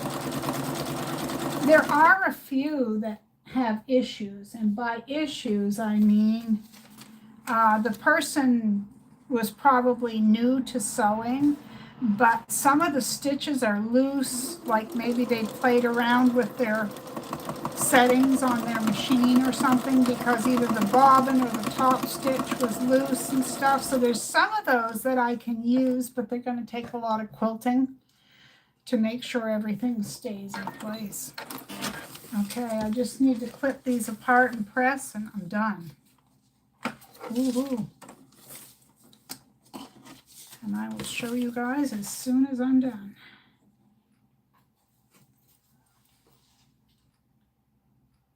The pasta in those packages are blah. Oh, they are. I agree with that too. Even mac and cheese in some of those boxes is blah.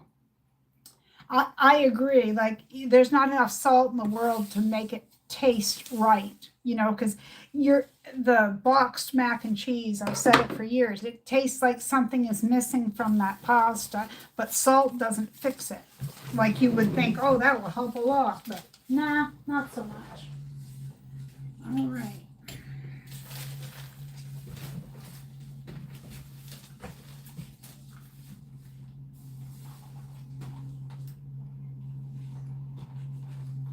I'm going to trim this real quick, just some, not down to the 1/4 inch or anything, but before I show you guys the finished pieces, I'm going to trim them out. I'm going to have to pick up these scraps later because I had them so organized.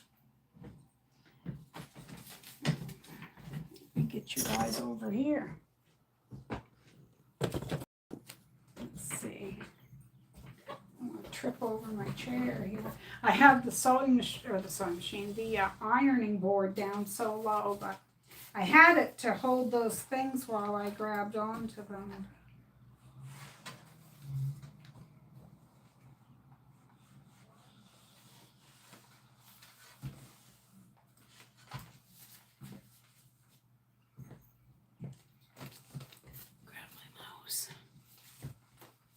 Giovanna says waiting for the sun to go down for it's to cool down. Yeah, I bet. Terry, Giovanna, I hope it does. And the sin as well. Terry, you're too funny. Seriously. So for anyone just listening to me, Giovanna went to type the word sun, but she put sin, and Terry picked up on it. And said she hopes it cools down too in the sin. She cracks me up, that girl. And then Giovanna says, oops, son. Okay, I got scrolling around. Book covers, that's a good idea. Okay, I've got a whole bunch I missed here. I gotta go back up. Okay, yeah, Debbie from Delaware is here. What am I making? I took strips of adding machine paper and I am sewing my crumbs and pieces onto it. When I'm done, if you go back to the beginning and just replay the beginning, I explain everything.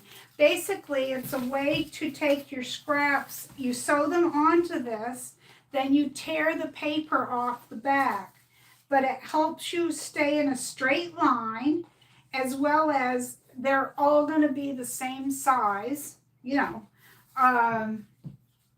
There's a lot of advantages to it, and people like to do it. You can use regular paper, or like I'm using adding machine paper, which is here somewhere. Yeah, I have a roll of it. The link in the description box is, I put a link to some adding machine tape, so if people want to look at what I was using.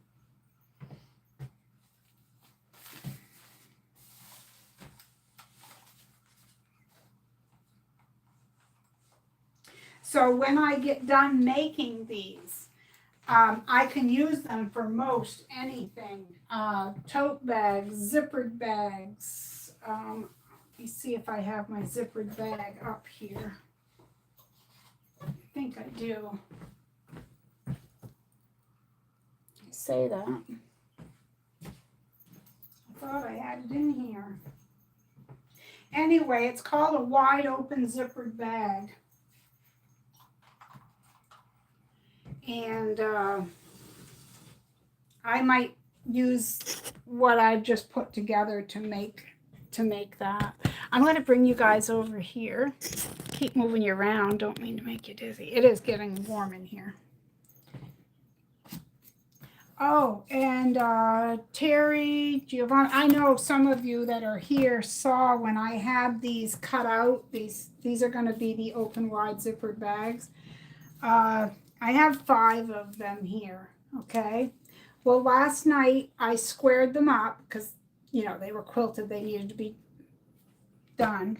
And then I labeled them with the exact size and cut the lining. So now I need to grab the zippers to match, and away we go. Okay, so what I'm going to do here, I'm going to change from what I have been going to do.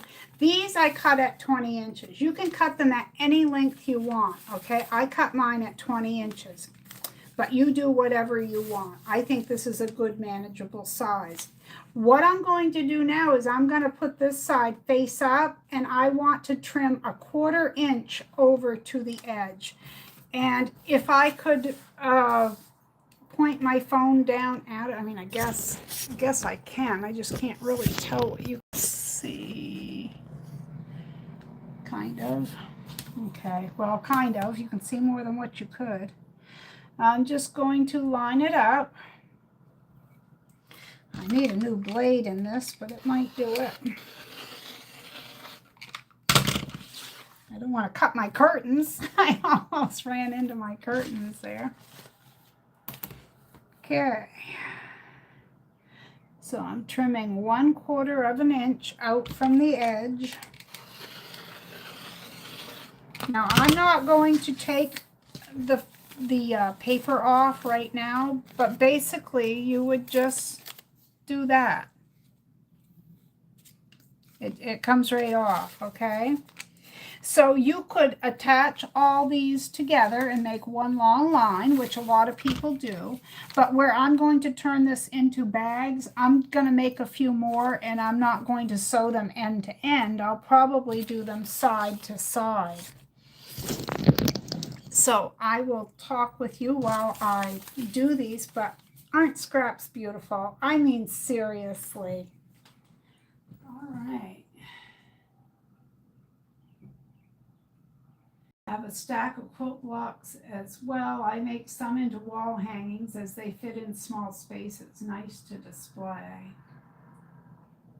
Yeah, that's another good idea is the wall hangings. And the more I think about it, I think I am going to make a, just a short video, probably 5 minutes or so, and I'll show the blocks because they're, people worked really hard on these and they're beautiful scraps.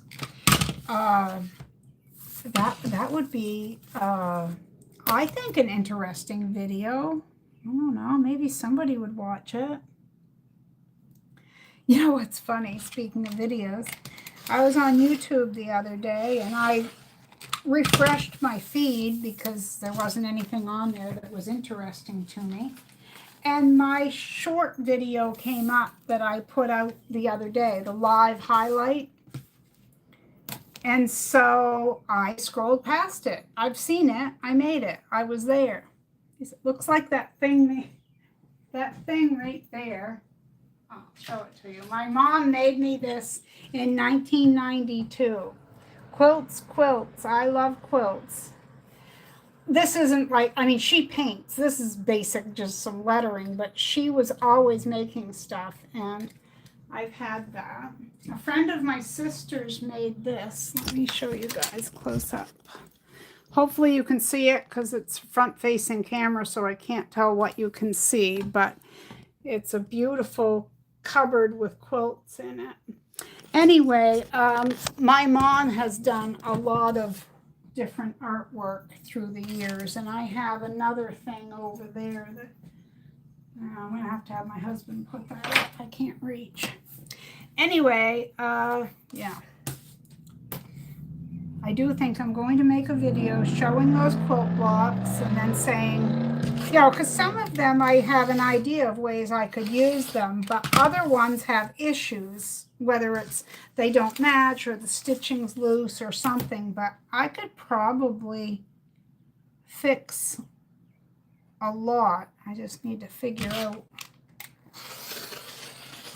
what I'm going to do with it.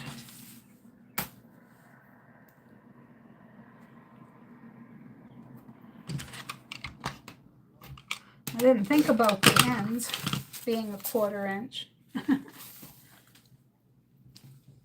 But this is just such a good way to use your scraps. And I do love crumb quilting to begin with. Of course, I have a bunch of it here. Back from when I made crumb blocks. I mean, look at some of these. I was trimming blocks out, I can remember this. My friend that's blind, she was making quilts. She gave me scraps of fabric. That's one, and that's another from the same quilt she made. Those were two that she gave me. Because she would always give me any of her cut off pieces. Some of them would be 1/4 to 1/2 yard or whatever. She was always giving me fabric like that in small chunks. So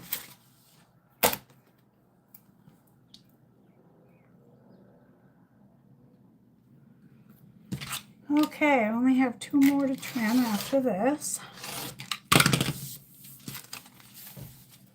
And then I'm going to go feed my husband and myself.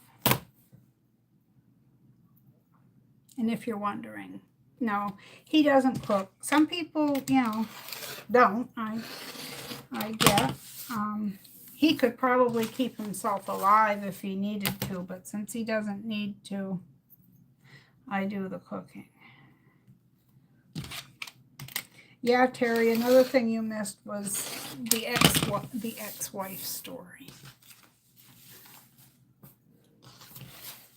But I didn't say anything that wasn't true, and she would admit to it as well.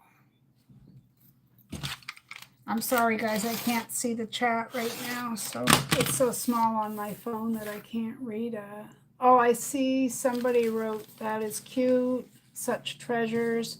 once you match stick the block, the loose stitches don't matter. Yeah, that's kind of what I was saying earlier. I think once I got past the quilting, that would definitely help.